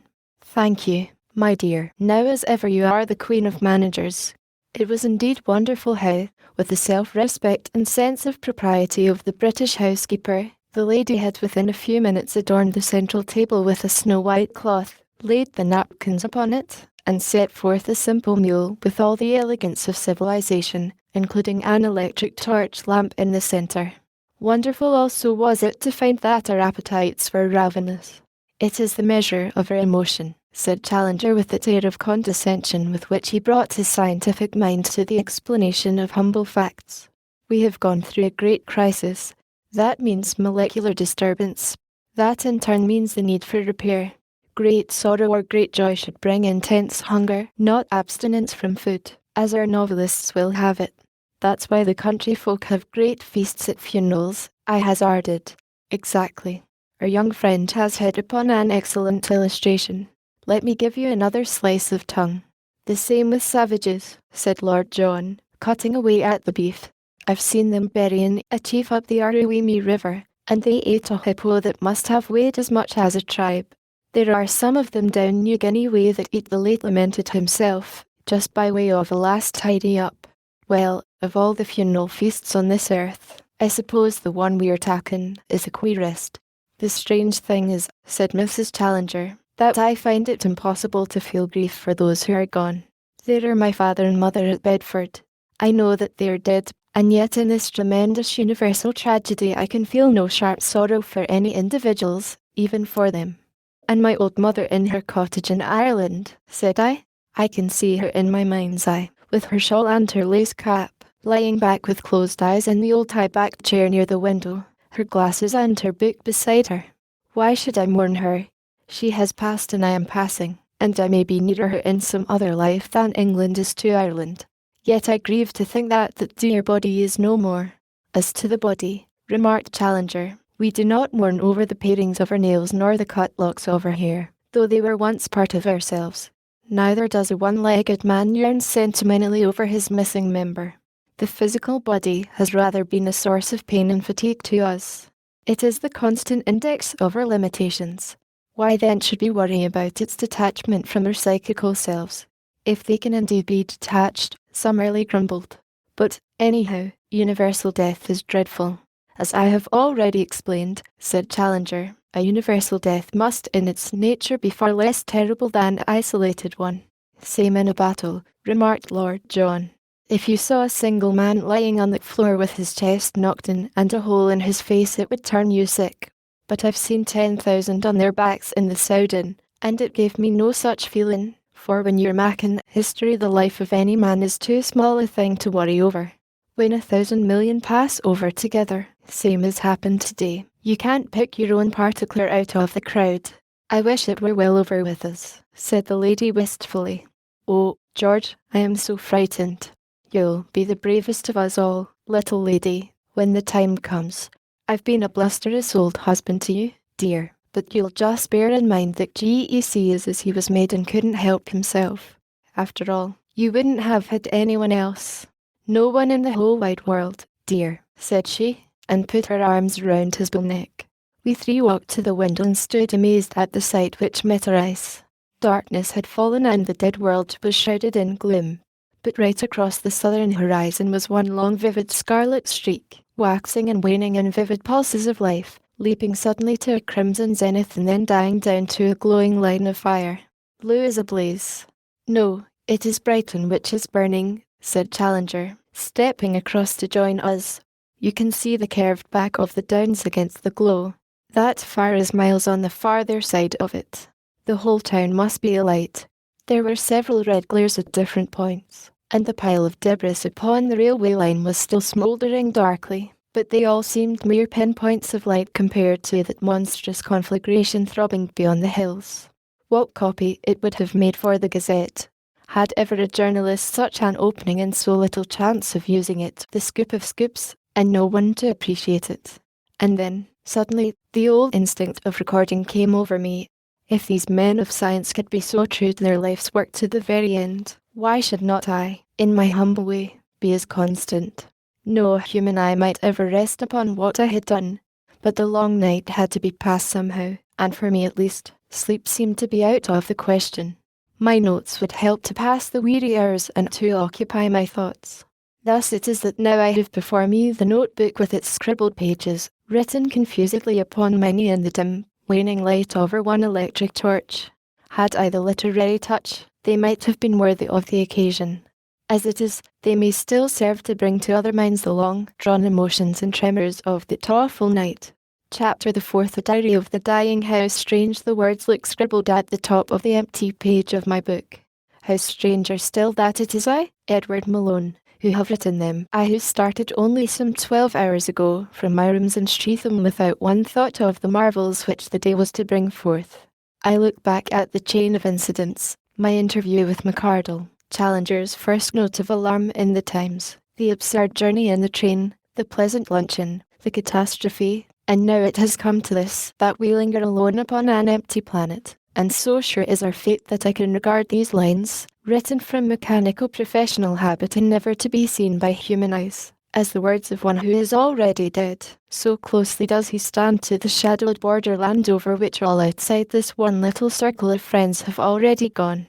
I feel how wise and true were the words of Challenger when he said that the real tragedy would be if we were left behind when all that is noble and good and beautiful had passed. But of that there can surely be no danger. Already our second tube of oxygen is drawing to an end. We can count the poor dregs of our lives almost to a minute. We have just been treated to a lecture, a good quarter of an hour long, from Challenger, who was so excited that he roared and bellowed as if he were addressing his old rows of scientific skeptics in the Queen's Hall. He had certainly a strange audience to harangue, his wife perfectly acquiescent and absolutely ignorant of his meaning, summarily seated in the shadow, querulous and critical but interested, Lord John lounging in a corner somewhat bored by the whole proceeding, and myself beside the window watching the scene with a kind of detached attention, as if it were all a dream or something in which I had no personal interest whatever. Challenger sat at the centre table with the electric light illuminating the slide under the microscope which he had brought from his dressing room. The small vivid circle of white light from the mirror left half of his rugged, bearded face in brilliant radiance and half in deepest shadow. He had, it seems, been working of late upon the lowest forms of life, and what excited him at the present moment was that in the microscopic slide made up the day before he found the amoeba to be still alive. You can see it for yourselves, he kept repeating in great excitement. Summerlee, will you step across and satisfy yourself upon the point? Malone, will you kindly verify what I say? The little spindle-shaped things in the centre are diatoms and may be disregarded since they are probably vegetable rather than animal. But the right-hand side you will see an undoubted amoeba, moving sluggishly across the field. The upper screw is the fine adjustment. Look at it for yourselves. Summerlee did so and acquiesced. So did I, and perceived a little creature which looked as if it were made of ground glass flowing in a sticky way across the lighted circle. Lord John was prepared to take him on trust. I'm not troubling my head whether he's alive or dead, said he. We don't so much as know each other by sight, so why should I take it to heart? I don't suppose he's worrying himself over the state of our health. I laughed at this, and Challenger looked in my direction with his coldest and most supercilious stare. It was a most petrifying experience. The flippancy of the half-educated is more obstructive to science than the obtuseness of the ignorant, said he. If Lord John Roxton would condescend, my dear George, don't be so peppery, said his wife, with her hand on the black mane that drooped over the microscope. What can it matter whether the amoeba is alive or not? It matters a great deal, said Challenger gruffly. Well, let's hear about it, said Lord John with a good-humoured smile. We may as well talk about that as anything else. If you think I have been too offhand with the thing, or hurt its feelings in any way, I'll apologise. For my part, remarked Summerlee in his creaky, argumentative voice. I can't see why you should attach such importance to the creature being alive. It is in the same atmosphere as ourselves, so naturally the poison does not act upon it. If it were outside of this room it would be dead, like all other animal life. Your remarks, my good Summerlee, said Challenger with enormous condescension. Oh, if I could paint that overbearing, arrogant face in the vivid circle of reflection from the microscope mirror. Your remarks show that you imperfectly appreciate the situation. This specimen was mounted yesterday and is hermetically sealed. None of our oxygen can reach it. But the ether, of course, has penetrated to it, as to every other point upon the universe. Therefore, it has survived the poison. Hence, we may argue that every amoeba outside this room, instead of being dead, as you have erroneously stated, has really survived the catastrophe. Well, even now I don't feel inclined to hip hurrah about it, said Lord John. What does it matter? It just matters this, that the world is a living instead of a dead one. If you had the scientific imagination, you would cast your mind forward from this one fact, and you would see some few millions of years hence, a mere passing moment in the enormous flux of the ages, the whole world teeming once more with the animal and human life which will spring from this tiny root. You have seen a prairie fire where the flames have swept every trace of grass or plant from the surface of the earth and left only a blackened waste. You would think that it must be forever desert, yet the roots of growth have been left behind, and when you pass the place a few years hence you can no longer tell where the black scars used to be. Here in this tiny creature are the roots of growth of the animal world, and by its inherent development and evolution, it will surely in time remove every trace of this incomparable crisis in which we are now involved. Deuced interesting, said Lord John, lounging across and looking through the microscope. Funny little chap to hang number 1 among the family portraits. Got a fine big shirt stud on him. The dark object is his nucleus, said Challenger with the air of a nurse teaching letters to a baby. Well, we needn't feel lonely, said Lord John laughing. There's somebody living, besides us on the earth. You seem to take it for granted, Challenger, said Summerlee, that the object for which this world was created was that it should produce and sustain human life. Well, sir, and what object do you suggest?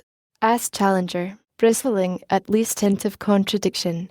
Sometimes I think that it is only the monstrous conceit of mankind which makes him think that all this stage was erected for him to strut upon.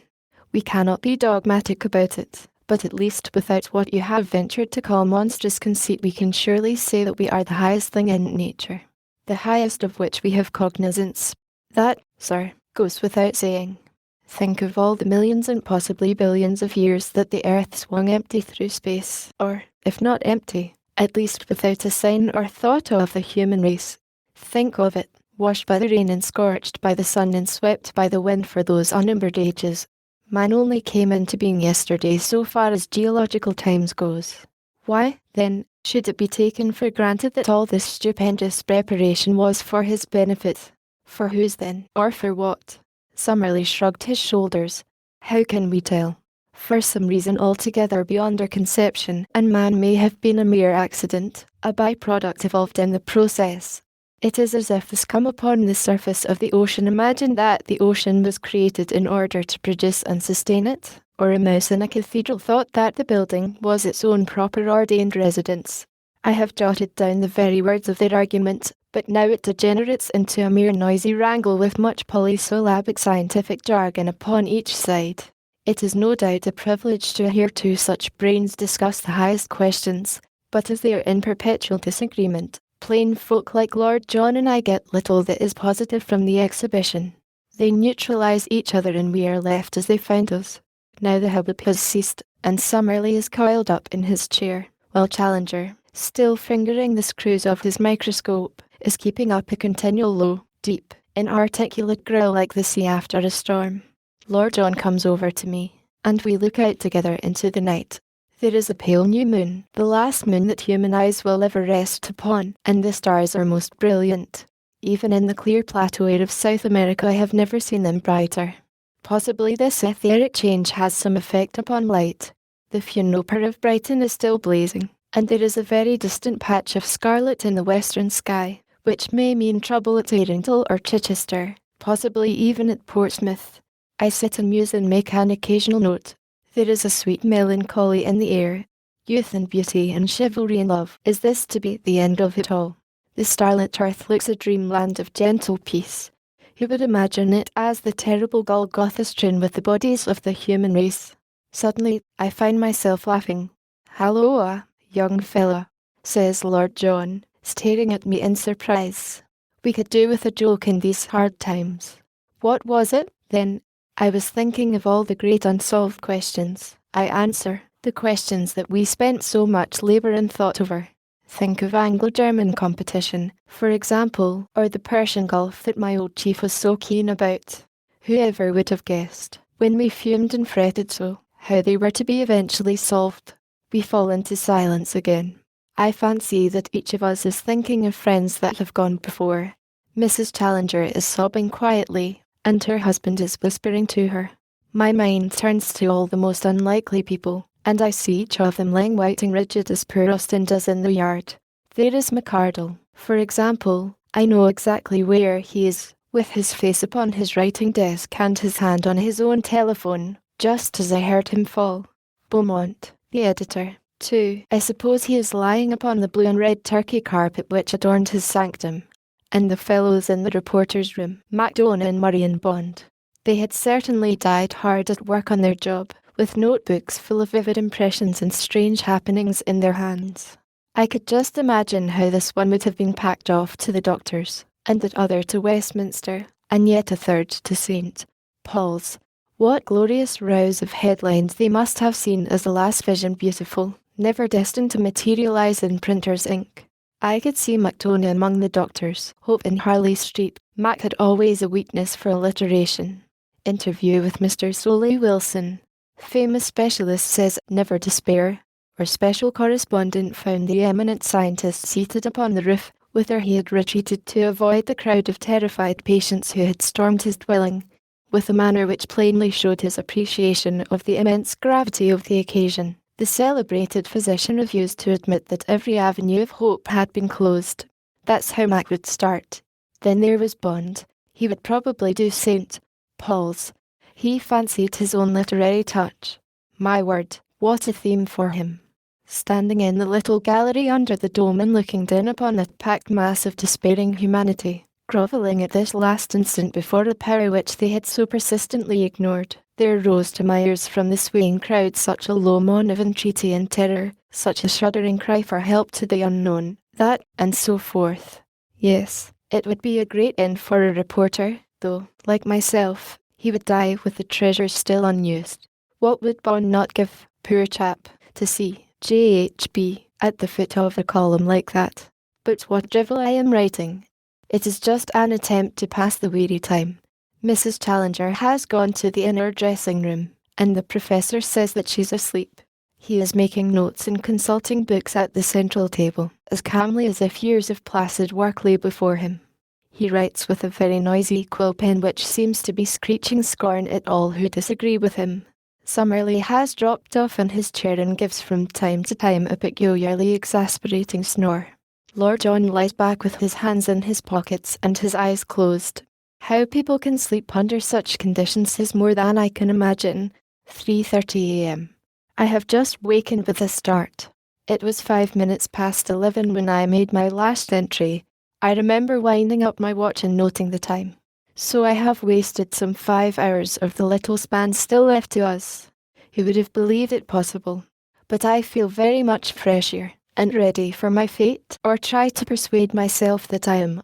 And yet, the fitter a man is, and the higher his tide of life, the more must he shrink from death. How wise and how merciful is that provision of nature by which his earthly anchor is usually loosened by many little imperceptible tugs, until his consciousness has drifted out of its untenable earthly harbour into the great sea beyond. Mrs. Challenger is still in the dressing room. Challenger has fallen asleep in his chair. What a picture! His enormous frame leans back, his huge, hairy hands are clasped across his waistcoat, and his head is so tilted that I can see nothing above his collar save a tangled bristle of luxuriant beard. He shakes with the vibration of his own snoring. Summerlee adds his occasional high tenor to Challenger's sonorous bass. Lord John is sleeping also, his long body doubled up sideways in a basket chair. The first cold light of dawn is just stealing into the room, and everything is grey and mournful. I look out at the sunrise, that fateful sunrise which will shine upon an unpeopled world. The human race is gone, extinguished in a day, but the planets swing round and the tides rise or fall, and the wind whispers, and all nature goes her way, down, as it would seem, to the very amoeba, with never a sign that he who styled himself the Lord of creation had ever blessed or cursed the universe with his presence. Down in the yard lies Austin with sprawling limbs, his face glimmering white in the dawn, and the hose nozzle still projecting from his dead hand. The whole of humankind is typified in that one half ludicrous and half pathetic figure, lying so helpless beside the machine which it used to control. Here end the notes which I made at the time. Henceforward events were too swift and too poignant to allow me to write, but they are too clearly outlined in my memory that any detail could escape me. Some chokiness in my throat made me look at the oxygen cylinders, and I was startled at what I saw. The sands of our lives were running very low. At some period in the night Challenger had switched the tube from the third to the fourth cylinder. Now it was clear that this also was nearly exhausted. That horrible feeling of constriction was closing in upon me. I ran across and, unscrewing the nozzle, I changed it to her last supply. Even as I did so my conscience pricked me, for I felt that perhaps if I had held my hand all of them might have passed in their sleep. The thought was banished, however, by the voice of the lady from the inner room crying, "George, George, I'm stifling." "It is all right, Mrs. Challenger," I answered as the others started to their feet. "I have just turned on a fresh supply." Even at such a moment I could not help smiling at Challenger, who with a great hairy fist in each eye was like a huge, bearded baby, new wakened out of sleep. Summerlee was shivering like a man with the ague, human fears, as he realized his position, rising for an instant above the stoicism of the man of science. Lord John, however, was as cool and alert as if he had just been roused on a hunting morning. "Fifthly and lastly," said he, glancing at the tube, "say, young fella, don't tell me you have been written up your impressions in that paper on your knee. Just a few notes to pass the time. Well, I don't believe anyone but an Irishman would have done that. I expect you'll have to wait till little brother Amoeba gets grown up before you'll find a reader. He don't seem to take much stock of things just at present. Well, Herr Professor, what are the prospects?" Challenger was looking out at the great drifts of morning mist which lay over the landscape. Here and there the wooded hills rose like conical islands out of this woolly sea. "It might be a winding sheet," said Mrs. Challenger, who had entered in her dressing gown. "There's that song of yours, George, ring out the old, ring in the new." It was prophetic. "But you're shivering, my poor dear friends. I have been warm under a coverlet all night, and you cold in your chairs. But I'll soon set you right."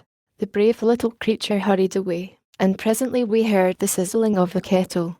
She was back soon with 5 steaming cups of cocoa upon a tray. "Drink these," said she.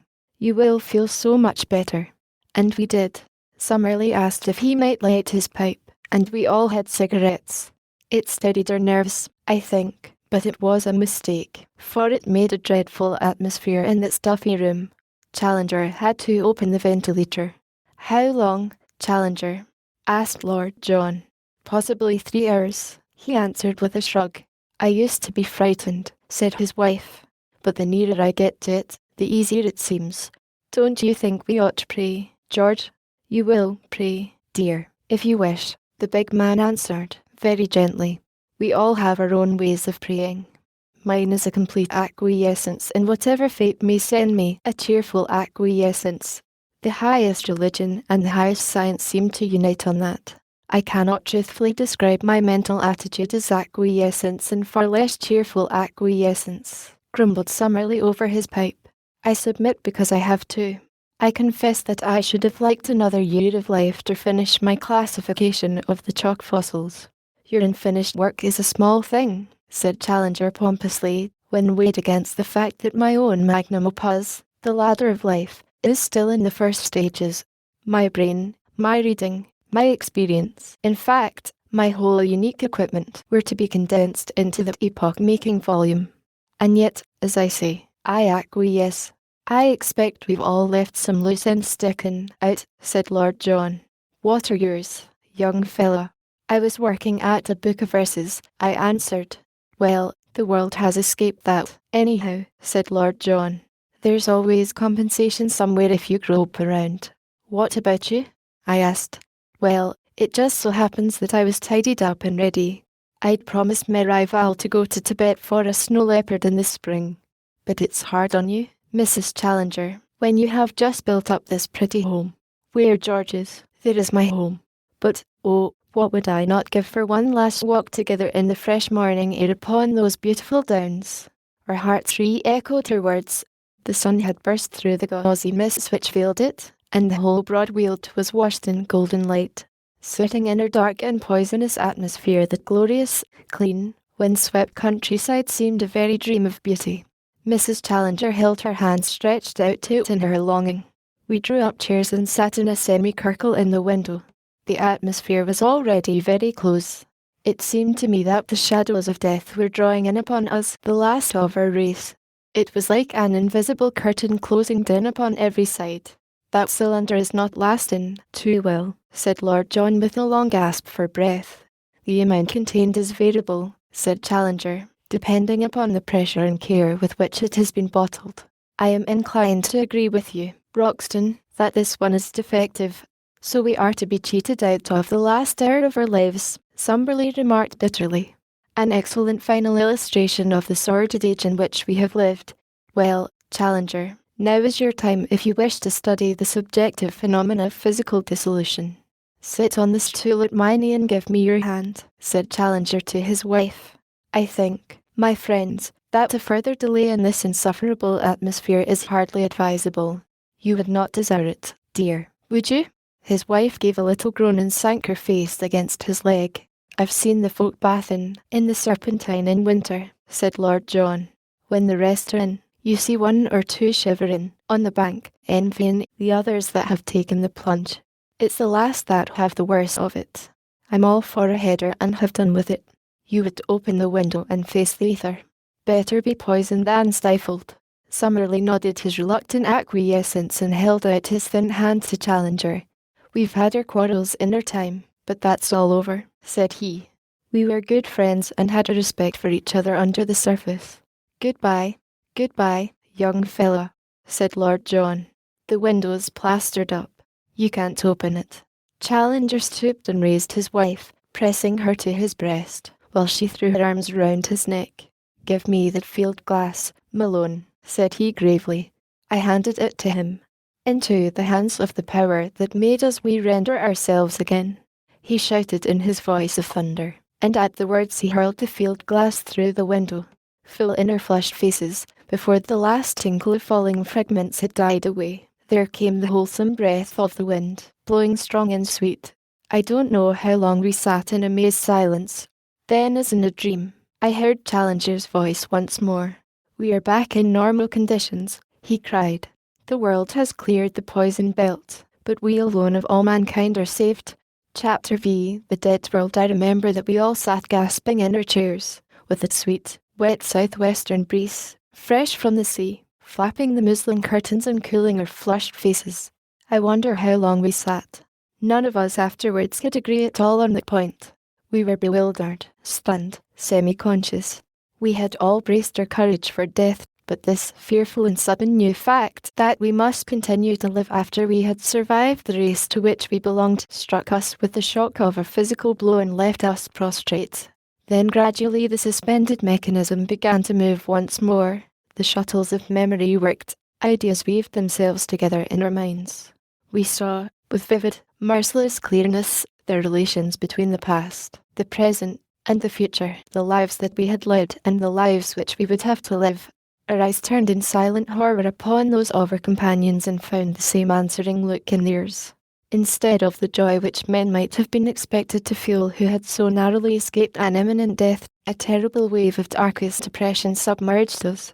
Everything on earth that we loved had been washed away into the great, infinite, unknown ocean, and here were we marooned upon this desert island of a world, without companions, hopes, or aspirations.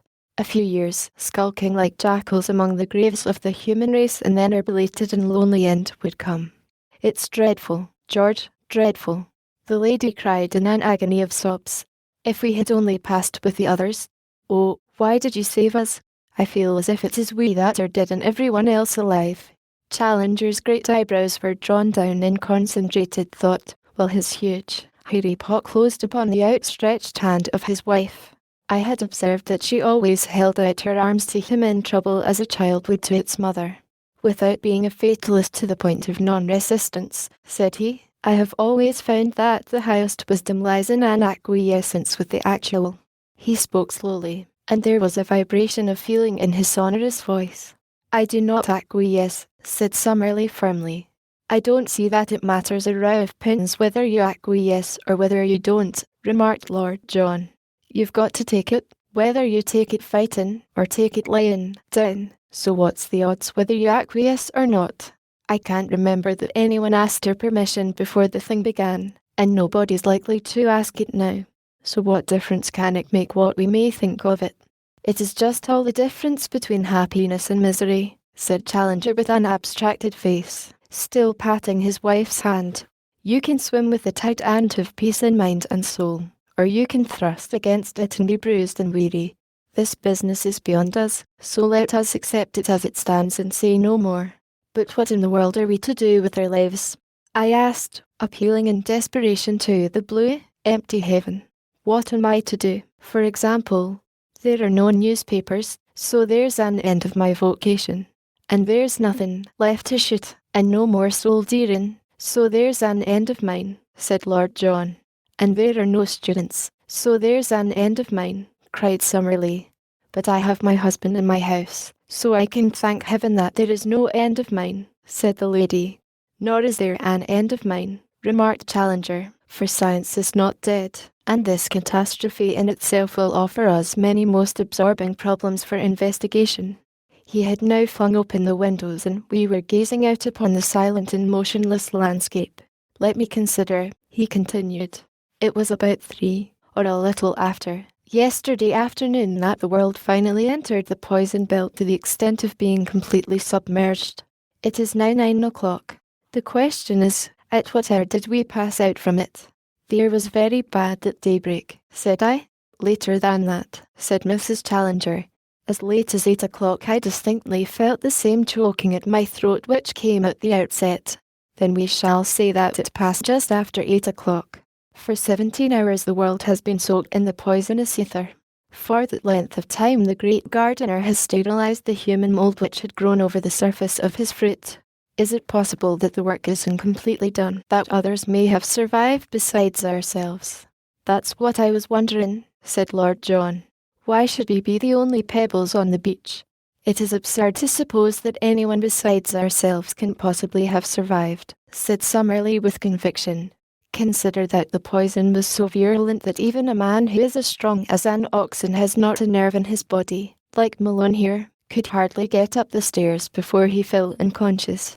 Is it likely that anyone could stand 17 minutes of it, far less hours, unless someone saw it coming and made preparation, same as old friend Challenger did?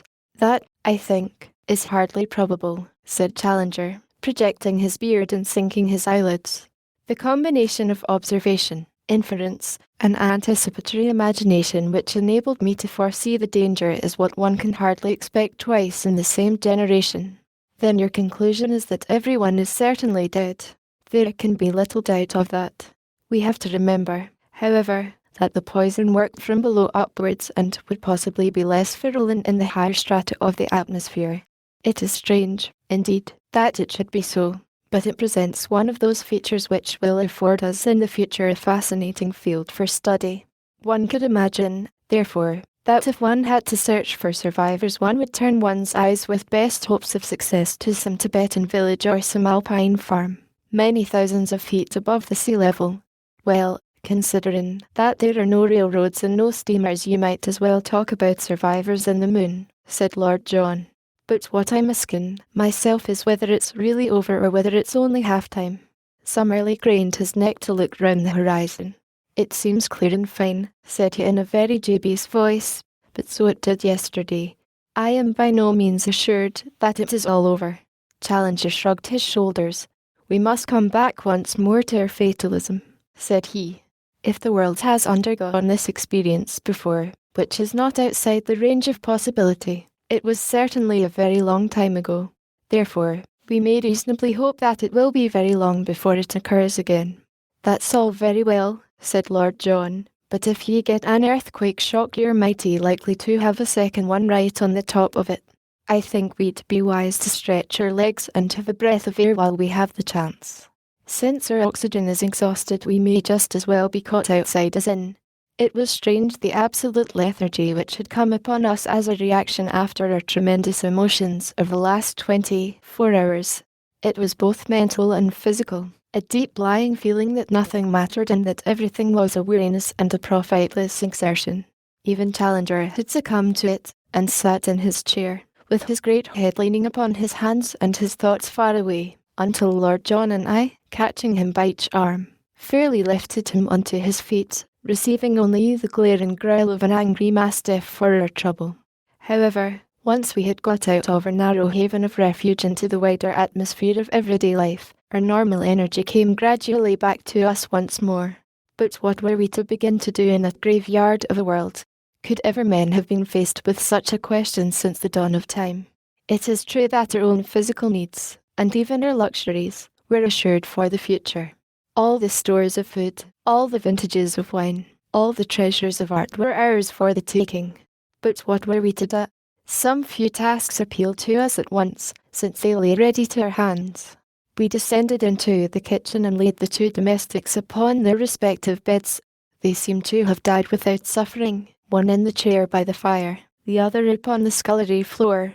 Then we carried in poor Austin from the yard. His muscles were set as hard as a board in the most exaggerated rigor mortis, while the contraction of the fibres had drawn his mouth into a hard sardonic grin. This symptom was prevalent among all who had died from the poison. Wherever we went we were confronted by those grinning faces, which seemed to mock at our dreadful position, smiling silently and grimly at the ill-fated survivors of their race. "Look here," said Lord John, who had paced restlessly about the dining room whilst we partook of some food. "I don't know how you fellows feel about it, but for my part, I simply can't sit here and do nothing." "Perhaps," Challenger answered, "you would have the kindness to suggest what you think we ought to do. Get a move on us and see all that has happened." "That is what I should myself propose. But not in this little country village. We can see from the window all that this place can teach us." "Where should we go, then?" "To London." "That's all very well," grumbled Summerlee. "You may be equal to a 40-mile walk, but I'm not so sure about Challenger, with his stumpy legs, and I am perfectly sure about myself." Challenger was very much annoyed. "If you could see your way, sir, to confining your remarks to your own physical peculiarities, you would find that you had an ample field for comment," he cried. "I had no intention to offend you, my dear Challenger," cried our tactless friend. "You can't be held responsible for your own physique. If nature has given you a short, heavy body you cannot possibly help having stumpy legs." Challenger was too furious to answer. He could only growl and blink and bristle. Lord John hastened to intervene before the dispute became more violent. "You talk of walking. Why should we walk?" said he. "Do you suggest taking a train?" asked Challenger, still simmering. "What's the matter with the motor car? Why should we not go in that?" "I am not an expert," said Challenger, pulling at his beard reflectively. "At the same time, you're right in supposing that the human intellect in its higher manifestation should be sufficiently flexible to turn itself to anything. Your idea is an excellent one, Lord John. I myself will drive you all to London." "You will do nothing of the kind," said Summerlee with decision. "No, indeed, George," cried his wife. "You only tried once, and you remember how you crashed through the gate of the garage." "It was a momentary want of concentration," said Challenger complacently. "You can consider the matter settled. I will certainly drive you all to London." The situation was relieved by Lord John. "What's the car?" he asked.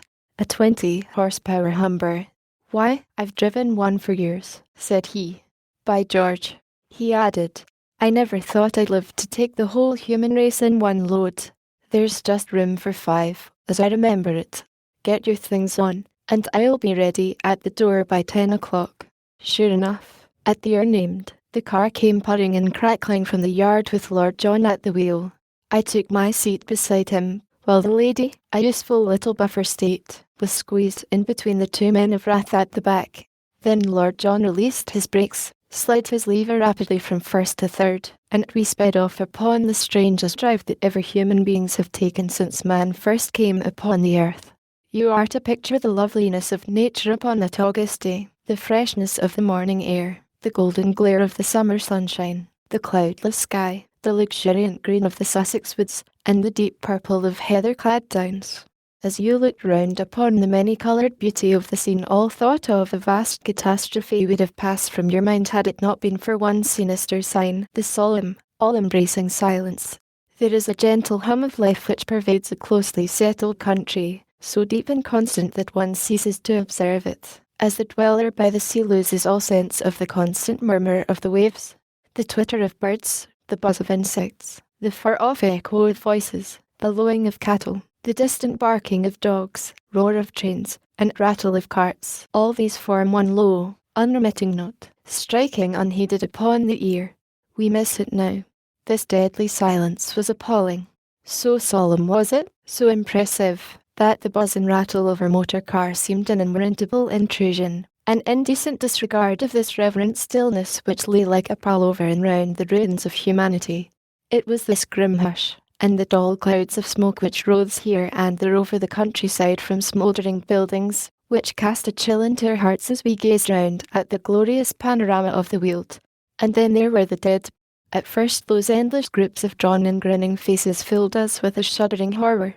So vivid and mordant was the impression that I can live over again that slow descent of the station hill, the passing by the nurse girl with the 2 babes, the sight of the old horse on his knees between the shafts, the cabman twisted across his seat, and the young man inside with his hand upon the open door in the very act of springing out.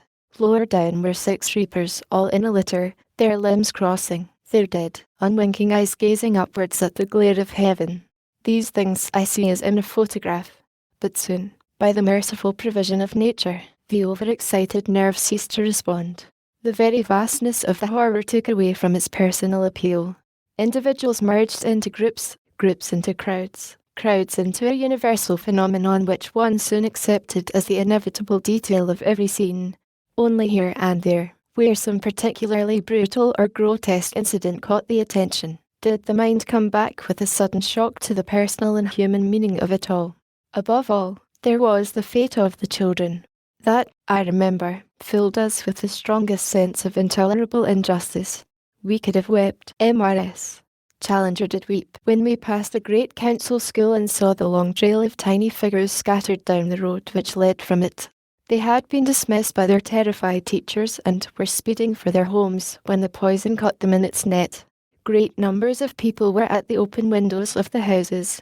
In Tunbridge Wells there was hardly one which had not its staring, smiling face. At the last instant the need of air, that very craving for oxygen which we alone had been able to satisfy, had sent them flying to the window. The sidewalks too were littered with men and women, hatless and bonnetless, who had rushed out of the houses. Many of them had fallen in the roadway. It was a lucky thing that in Lord John we had found an expert driver, for it was no easy matter to pick one's way. Passing through the villages or towns we could only go at a walking pace, and once, I remember, opposite the school at Tunbridge, we had to halt some time while we carried aside the bodies which blocked our path. A few small, definite pictures stand out in my memory from amid that long panorama of death upon the Sussex and Kentish high roads. One was that of a great, glittering motor car standing outside the inn at the village of Southborough. It bore, as I should guess, some pleasure party upon their return from Brighton or from Eastbourne. There were 3 gaily dressed women, all young and beautiful, one of them with a Peking spaniel upon her lap. With them were a rakish-looking elderly man and a young aristocrat, his eyeglass still in his eye, his cigarette burned down to the stub between the fingers of his big gloved hand. Death must have come on them in an instant and fixed them as they sat. save that the elderly man had at the last moment torn out his collar in an effort to breathe. They might all have been asleep. On one side of the car a waiter with some broken glasses beside a tray was huddled near the step. On the other, two very ragged tramps, a man and a woman, lay where they had fallen, the man with his long, thin arms still outstretched, even as he had asked for alms in his lifetime. One instant of time had put aristocrat, waiter, tramp, and dog upon one common footing of inert and dissolving protoplasm. I remember another singular picture, some miles on the London side of Sevenoaks. There is a large convent upon the left, with a long, green slope in front of it. Upon this slope were assembled a great number of school children, all kneeling at prayer. In front of them was a fringe of nuns, and higher up the slope, facing towards them, a single figure whom we took to be the Mother Superior. And like the pleasure seekers in the motor car, these people seem to have had warning of their danger and to have died beautifully together, the teachers and the taught, assembled for their last common lesson. My mind is still stunned by the terrific experience, and I grope vainly for means of expression by which I can reproduce the emotions which we felt. Perhaps it is best and wisest not to try, but merely to indicate the facts. Even Summerlee and Challenger were crushed, and we heard nothing of our companions behind us save an occasional whimper from the lady. As to Lord John, he was too intent upon his wheel and the difficult task of threading his way along such roads to have time or inclination for conversation. One phrase he used with such wearisome iteration that it stuck in my memory and at last almost made me laugh as a comment upon the day of doom. "Pretty Doynes." What? That was his ejaculation as each fresh tremendous combination of death and disaster displayed itself before us. "Pretty Doynes." What? He cried, as we descended the station hill at Rotherfield, and it was still "Pretty Doynes." What? As we picked our way through a wilderness of death in the High Street of Lewisham and the Old Kent Road. It was here that we received a sudden and amazing shock. Out of the window of a humble corner house there appeared a fluttering handkerchief waving at the end of a long, thin human arm. Never had the sight of unexpected death caused our hearts to stop and then throb so wildly as did this amazing indication of life. Lord John ran the motor to the curb, and in an instant we had rushed through the open door of the house and up the staircase to the second-floor front room from which the signal proceeded. A very old lady sat in a chair by the open window, and close to her, laid across a second chair, was a cylinder of oxygen, smaller but of the same shape as those which had saved our own lives. She turned her thin, drawn, bespectacled face towards us as we crowded in at the doorway. "I feared that I was abandoned here forever," said she, "for I am an invalid and cannot stir." "Well, madam," Challenger answered, "it is a lucky chance that we happened to pass." "I have one all-important question to ask you," said she. "Gentlemen, I beg that you will be frank with me. What effect will these events have upon London and North Western Railway shares?" We should have laughed had it not been for the tragic eagerness with which she listened for her answer. Mrs. Burston, for that was her name, was an aged widow, whose whole income depended upon a small holding of this stock. Her life had been regulated by the rise and fall of the dividend, and she could form no conception of existence save as it was affected by the quotation of her shares. In vain we pointed out to her that all the money in the world was hers for the taking and was useless when taken. Her old mind would not adapt itself to the new idea, and she wept loudly over her vanished stock. "It was all I had," she wailed. "If that is gone I may as well go too." Amid her lamentations we found out how this frail old plant had lived where the whole great forest had fallen. She was a confirmed invalid and an asthmatic. Oxygen had been prescribed for her malady, and a tube was in her room at the moment of the crisis. She had naturally inhaled some, as had been her habit when there was a difficulty with her breathing. It had given her relief, and by doling out her supply she had managed to survive the night. Finally she had fallen asleep and been awakened by the buzz of her motor car. As it was impossible to take her on with us, we saw that she had all necessaries of life and promised to communicate with her in a couple of days at the latest. So we left her, still weeping bitterly over her vanished stock. As we approached the Thames the block in the streets became thicker and the obstacles more bewildering. It was with difficulty that we made our way across London Bridge. The approaches to it upon the Middlesex side were choked from end to end with frozen traffic, which made all further advance in that direction impossible. A ship was blazing brightly alongside one of the wharves near the bridge, and the air was full of drifting smuts and of a heavy acrid smell of burning. There was a cloud of dense smoke somewhere near the Houses of Parliament, but it was impossible from where we were to see what was on fire. "I don't know how it strikes you," Lord John remarked as he brought his engine to a standstill, "but it seems to me the country is more cheerful than the town. Dead London is getting on my nerves. I'm for a cast round and then getting back to Rotherfield. I confess that I do not see what we can hope for here," said Professor Summerlee. "At the same time," said Challenger, his great voice booming strangely amid the silence, "it is difficult for us to conceive that out of 7 millions of people there is only this one old woman who by some peculiarity of constitution or some accident of occupation has managed to survive this catastrophe. If there should be others, how can we hope to find them, George?" asked the lady. "And yet I agree with you that we cannot go back until we have tried." Getting out of the car and leaving it by the curb, we walked with some difficulty along the crowded pavement of King William Street and entered the open door of a large insurance office. It was a corner house, and we chose it as commanding a view in every direction. Ascending the stair, we passed through what I suppose to have been the boardroom, for 8 elderly men were seated round a long table in the centre of it. The high window was open and we all stepped out upon the balcony.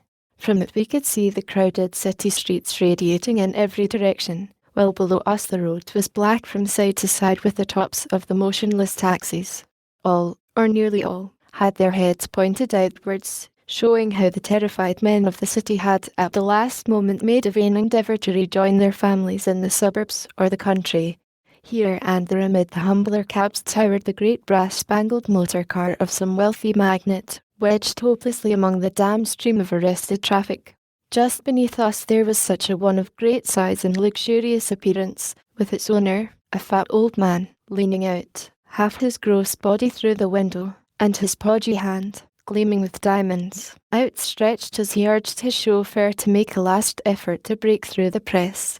A dozen motor buses towered up like islands in this flood, the passengers who crowded the roofs lying all huddled together and across each other's laps like a child's toys in a nursery.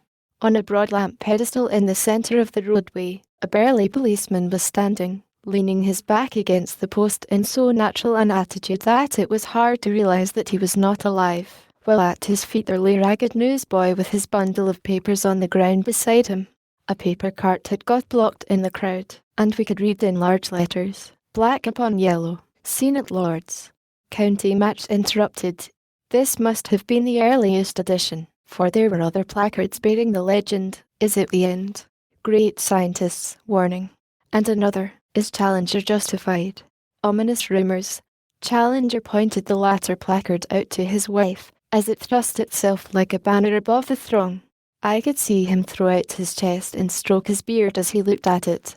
It pleased and flattered the complex mind to think that London had died with his name and his words still present in their thoughts. His feelings were so evident that they aroused the sardonic comment of his colleague. "In the limelight to the last, Challenger," he remarked. "So it would appear," he answered complacently. "Well," he added as he looked down the long vista of the radiating streets, all silent and all choked up with death, "I really see no purpose to be served by our staying any longer in London. I suggest that we return at once to Rotherfield and then take counsel as to how we shall most profitably employ the years which lie before us. Only one other picture shall I give of the scenes which we carried back in our memories from the dead city. It is a glimpse which we had of the interior of the old church of St. Mary's, which is at the very point where our car was awaiting us. Picking our way among the prostrate figures upon the steps, we pushed open the swing door and entered. It was a wonderful sight. The church was crammed from end to end with kneeling figures in every posture of supplication and abasement. At the last dreadful moment, brought suddenly face to face with the realities of life, those terrific realities which hang over us even while we follow the shadows, the terrified people had rushed into those old city churches which for generations had hardly ever held a congregation. There they huddled as close as they could kneel, many of them in their agitation still wearing their hats, Well above them in the pulpit a young man in lay dress had apparently been addressing them when he and they had been overwhelmed by the same fate. He lay now, like Punch, in his booth, with his head and two limp arms hanging over the ledge of the pulpit. It was a nightmare, the grey, dusty church, the rise of agonized figures, the dimness and silence of it all. We moved about with hushed whispers, walking upon our tiptoes. And then suddenly I had an idea. At one corner of the church, near the door, stood the ancient font, and behind it a deep recess in which there hung the ropes for the bell ringers. Why should we not send a message out over London which would attract to us anyone who might still be alive? I ran across, and pulling at the list-covered rope, I was surprised to find how difficult it was to swing the bell. Lord John had followed me. "By George, young fellow," said he, pulling off his coat, "you've hit on a deuced good notion. Give me a grip and we'll soon have a move on it." But, even then, so heavy was the bill that it was not until Challenger and Summerlee had added their weight to ours that we heard the roaring and clanging above our heads which told us that the great clapper was ringing out its music. Far over dead London resounded our message of comradeship and hope to any fellow man surviving. It cheered our own hearts, that strong, metallic call, and we turned the more earnestly to our work, dragged 2 feet off the earth with each upward jerk of the rope, but all straining together on the downward heave. Challenger the lowest of all, bending all his great strength to the task and flopping up and down like a monstrous bullfrog, croaking with every pull. It was at that moment that an artist might have taken a picture of the 4 adventurers, the comrades of many strange perils in the past, whom fate had now chosen for so supreme an experience. For half an hour we worked, the sweat dropping from our faces, our arms and backs aching with the exertion. Then we went out into the portico of the church and looked eagerly up and down the silent, crowded streets. Not a sound, not a motion, in answer to our summons. "It's no use. No one is left," I cried. "We can do nothing more," said Mrs. Challenger. "For God's sake, George, let us get back to Rotherfield. Another hour of this dreadful, silent city would drive me mad." We got into the car without another word. Lord John backed her round and turned her to the south. To us the chapter seemed closed. Little did we foresee the strange new chapter which was to open. Chapter the 6th, The Great Awakening. And now I come to the end of this extraordinary incident, so overshadowing in its importance, not only in our own small, individual lives, but in the general history of the human race. As I said when I began my narrative, when that history comes to be written, this occurrence will surely stand out among all other events like a mountain towering among its foothills.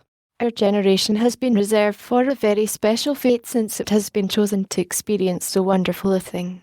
How long its effect may last, how long mankind may preserve the humility and reverence which this great shock has taught it, can only be shown by the future. I think it is safe to say that things can never be quite the same again. Never can one realize how powerless and ignorant one is, and how one is upheld by an unseen hand, until for an instant the hand has seemed to close and to crush. Death has been imminent upon us. We know that at any moment it may be again. That grim presence shadows our lives, but who can deny that in that shadow the sense of duty, the feeling of sobriety and responsibility, the appreciation of the gravity and of the objects of life, the earnest desire to develop and improve, have grown and become real with us to a degree that has leavened our whole society from end to end. It is something beyond sects and beyond dogmas. It is rather an alteration of perspective, a shifting of our sense of proportion, a vivid realization that we are insignificant and evanescent creatures, existing on sufferance and at the mercy of the first chill wind from the unknown. But if the world has grown graver with this knowledge, it is not, I think, a sadder place in consequence. Surely we agreed that the more sober and restrained pleasures of the present are deeper as well as wiser than the noisy, foolish hustle which passed so often for enjoyment in the days of old, days so recent and yet already so inconceivable. Those empty lives which were wasted in aimless visiting and being visited, in the worry of great and unnecessary households, in the arranging and eating of elaborate and tedious meals, have now found rest and health in the reading, the music, the gentle family communion which comes from a simpler and saner division of their time. With greater health and greater pleasure they are richer than before, even after they have paid those increased contributions to the common fund which have so raised the standard of life in these islands. There is some clash of opinion as to the exact hour of the Great Awakening. It is generally agreed that, apart from the difference of clocks, there may have been local causes which influenced the action of the poison. Certainly, in each separate district the resurrection was practically simultaneous. There are numerous witnesses that Big Ben pointed to 10 minutes past 6 at the moment. The Astronomer Royal has fixed the Greenwich time at 12 past 6. On the other hand, Laird Johnson, a very capable East Anglia observer, has recorded 6:20 as the hour. In the Hebrides it was as late as 7. In our own case there can be no doubt whatever, for I was seated in Challenger's study with his carefully tested chronometer in front of me at the moment. The hour was 6:15. An enormous depression was weighing upon my spirits. The cumulative effect of all the dreadful sights which we had seen upon our journey was heavy upon my soul. With my abounding animal health and great physical energy, any kind of mental clouding was a rare event. I had the Irish faculty of seeing some gleam of humour in every darkness. But now the obscurity was appalling and unrelieved. The others were downstairs making their plans for the future. I sat by the open window, my chin resting upon my hand and my mind absorbed in the misery of our situation. Could we continue to live? That was the question which I had begun to ask myself. Was it possible to exist upon a dead world? Just as in physics the greater body draws to itself the lesser, would we not feel an overpowering attraction from the vast body of humanity which had passed into the unknown? How would the end come? Would it be from the return of the poison? Or would the earth be uninhabitable from the mephitic products of universal decay? Or, finally, might our awful situation prey upon and unbalance our minds? A group of insane folk upon a dead world. My mind was brooding upon this last dreadful idea when some slight noise caused me to look down upon the road beneath me. The old cab horse was coming up the hill. I was conscious at the same instant of the twittering of birds, of someone coughing in the yard below, and of a background of movement in the landscape. And yet I remember that it was that absurd, emaciated, superannuated cab horse which held my gaze. Slowly and easily it was climbing the slope. Then my eye travelled to the driver sitting hunched up upon the box and finally to the young man who was leaning out of the window in some excitement and shouting a direction. They were all indubitably, aggressively alive. Everybody was alive once more. Had it all been a delusion? Was it conceivable that this whole poison belt incident had been an elaborate dream? For an instant my startled brain was really ready to believe it. Then I looked down. And there was the rising blister on my hand where it was frayed by the rope of the city bell. It had really been so, then. And yet here was the world resuscitated. Here was life come back in an instant full tide to the planet. Now, as my eyes wandered all over the great landscape, I saw it in every direction, and moving, to my amazement, in the very same groove in which it had halted. There were the golfers. Was it possible that they were going on with their game? Yes. There was a fellow driving off from a tee, and that other group upon the green were surely putting for the hole. The reapers were slowly tripping back to their work. The nurse girl slapped one of her charges and then began to push the perambulator up the hill. Everyone had unconcernedly taken up the thread at the very point where they had dropped it. I rushed downstairs, but the hall door was open, and I heard the voices of my companions, loud in astonishment and congratulation, in the yard. How we all shook hands and laughed as we came together, and how Mrs. Challenger kissed us all in her emotion, before she finally threw herself into the bear hug of her husband. But they could not have been asleep, cried Lord John. Dash it all, Challenger, you don't mean to believe that those folk were asleep with their staring eyes and stiff limbs and the awful death grin on their faces. It can only have been the condition that is called catalepsy, said Challenger. It has been a rare phenomenon in the past and has constantly been mistaken for death. While it endures, the temperature falls, the respiration disappears, the heartbeat is indistinguishable. In fact, it is death, save that it is evanescent. Even the most comprehensive mind, here he closed his eyes and simpered, could hardly conceive a universal outbreak of it in this fashion. You may label it catalepsy, remarked Summerlee, but, after all, that is only a name. And we know as little of the result as we do of the poison which has caused it. The most we can say is that the vitiated ether has produced a temporary death. Austin was seated all in a heap on the step of the car. It was his coughing which I had heard from above. He had been holding his head in silence, but now he was muttering to himself and running his eyes over the car. "Young fathead," he grumbled. "Can't leave things alone."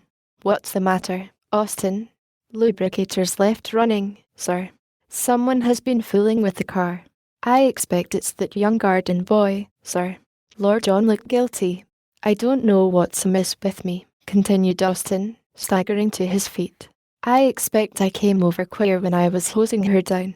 I seem to remember flopping over by the step, but I'll swear I never left those lubricator taps on." In a condensed narrative, the astonished Austin was told what had happened to himself and the world. The mystery of the dripping lubricators was also explained to him.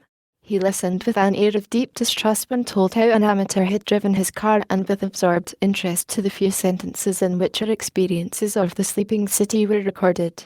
I can remember his comment when the story was concluded. "Was you outside the Bank of England, sir?" "Yes, Austin. With all the millions inside and everybody asleep." "That was so. And I'm not there." He groaned, and turned dismally once more to the hosing of his car. There was a sudden grinding of wheels upon gravel. The old cab had actually pulled up at Challenger's door. I saw the young occupant step out from it. An instant later the maid, who looked as tousled and bewildered as if she had that instant been aroused from the deepest sleep, appeared with a card upon a tray. Challenger snorted ferociously as he looked at it, and his thick black hair seemed to bristle up in his wrath. "A pressman," he growled. Then with a deprecating smile, "After all, it is natural that the whole world should hasten to know what I think of such an episode." "That can hardly be his errand," said Summerlee, for he was on the road in his cab before ever the crisis came. I looked at the card. "James Baxter, London correspondent, New York Monitor." "You'll see him," said I. "Not I." "Oh, George, you should be kinder and more considerate to others. Surely you have learned something from what we have undergone." He tut-tutted and shook his big, obstinate head. "A poisonous breed, eh, Malone? The worst weed in modern civilization, the ready tool of the quack and the hindrance of the self-respecting man. When did they ever say a good word for me? When did you ever say a good word to them?" I answered. "Come, sir, this is a stranger who has made a journey to see you. I am sure that you won't be rude to him." Well, he grumbled, "you come with me and do the talking." I protest in advance against any such outrageous invasion of my private life. Muttering and mumbling, he came rolling after me like an angry and rather ill-conditioned mastiff. The dapper young American pulled out his notebook and plunged instantly into his subject. "I came down, sir," said he, "because our people in America would very much like to hear more about this danger which is, in your opinion, pressing upon the world." "I know of no danger which is now pressing upon the world," Challenger answered gruffly. The pressman looked at him in mild surprise. "I meant, sir, the chances that the world might run into a belt of poisonous ether." "I do not now apprehend any such danger," said Challenger. The pressman looked even more perplexed. "You're Professor Challenger, are you not?" he asked. "Yes, sir, that is my name." "I cannot understand, then, how you can say that there is no such danger." "I am alluding to your own letter, published above your name in the London Times of this morning." It was Challenger's turn to look surprised. "This morning," said he. "No London Times was published this morning." "Surely, sir," said the American in mild remonstrance, "you must admit that the London Times is a daily paper." He drew out a copy from his inside pocket. "Here is the letter to which I refer." Challenger chuckled and rubbed his hands. "I begin to understand," said he. "So you read this letter this morning?" "Yes, sir." "And came at once to interview me?" "Yes, sir." "Did you observe anything unusual upon the journey down?" "Well, to tell the truth, your people seemed more lively and generally human than I have ever seen them. The baggage man set out to tell me a funny story, and that's a new experience for me in this country. Nothing else." "Why, no, sir, not that I can recall." "Well, now, what hour did you leave Victoria?" The American smiled. "I came here to interview you, Professor, But it seems to be a case of, is this nigger fishing, or is this fish niggering? You're doing most of the work. It happens to interest me. Do you recall the hour? Sure. It was 12:30. And you arrived at 2:15. And you hired a cab. That was so. How far do you suppose it is to the station? Well, I should reckon the best part of 2 miles. So how long do you think it took you? Well, half an hour, maybe, with the asthmatic in front. So it should be 3 o'clock. Yes, or a trifle after it. Look at your watch. The American did so and then stared at us in astonishment. Say, he cried, it's run down. That horse has broken every record, sure. The sun is pretty low, now that I come to look at it. Well, there's something here I don't understand. Have you no remembrance of anything remarkable as you came up the hill? Well, I seem to recollect that I was mighty sleepy once. It comes back to me that I wanted to say something to the driver and that I couldn't make him heed me. I guess it was the heat, but I felt swimmy for a moment. That's all. So it is with the whole human race, said Challenger to me. They have all felt swimmy for a moment. None of them have as yet any comprehension of what has occurred. Each will go on with his interrupted job as Austin has snatched up his hose pipe or the golfer continued his game. Your editor, Malone, will continue the issue of his papers, and very much amazed he will be at finding that an issue is missing. Yes, my young friend, he added to the American reporter, with a sudden mood of amused geniality. It may interest you to know that the world has swum through the poisonous current which swirls like the Gulf Stream through the ocean of ether. You will also kindly note for your own future convenience that today is not Friday, August the 27th, but Saturday, August the 28th, and that you sat senseless in your cab for 28 hours upon the Rotherfield Hill. And, right here, as my American colleague would say, I may bring this narrative to an end. It is, as you are probably aware, only a fuller and more detailed version of the account which appeared in the Monday edition of the Daily Gazette, an account which has been universally admitted to be the greatest journalistic scoop of all time, which sold no fewer than 3.5 million copies of the paper. Framed upon the wall of my sanctum I retain those magnificent headlines. 28 hours world coma unprecedented experience Challenger justified our correspondent escapes enthralling narrative the oxygen room weird motor drive dead London replacing the missing page great fires and loss of life will it occur. Underneath this glorious scroll came 9.5 columns of narrative, in which appeared the first, last, and only account of the history of the planet, so far as one observer could draw it, during one long day of its existence. Challenger and Summerlee have treated the matter in a joint scientific paper, but to me alone was left the popular account. Surely I can sing Nunc Dimittis. What is left but anticlimax in the life of a journalist after that? But let me not end on sensational headlines and a merely personal triumph. Rather let me quote the sonorous passages in which the greatest of daily papers ended its admirable leader upon the subject, a leader which might well be filed for reference by every thoughtful man. It has been a well-worn truism, said the Times, that our human race are a feeble folk before the infinite latent forces which surround us. From the prophets of old and from the philosophers of our own time the same message and warning have reached us.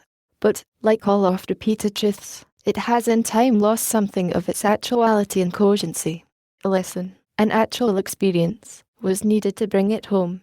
It is from that salutary but terrible ordeal that we have just emerged, with minds which are still stunned by the suddenness of the blow and with spirits which are chastened by the realization of our own limitations and impotence. The world has paid a fearful price for its schooling. Hardly yet have we learned the full tale of disaster, but the destruction by fire of New York, of Orleans, and of Brighton constitutes in itself one of the greatest tragedies in the history of our race. When the account of the railway and shipping accidents has been completed, it will furnish grim reading, although there is evidence to show that in the vast majority of cases the drivers of trains and engineers of steamers succeeded in shutting off their motive power before succumbing to the poison. But the material damage, enormous as it is both in life and in property, is not the consideration which will be uppermost in our minds today. All this may in time be forgotten, but what will not be forgotten, and what will and should continue to obsess our imaginations, is this revelation of the possibilities of the universe, This destruction of our ignorant self-complacency, and this demonstration of how narrow is the path of our material existence and what abysses may lie upon either side of it. Solemnity and humility are at the base of all our emotions today. May they be the foundations upon which a more earnest and reverent race may build the more worthy temple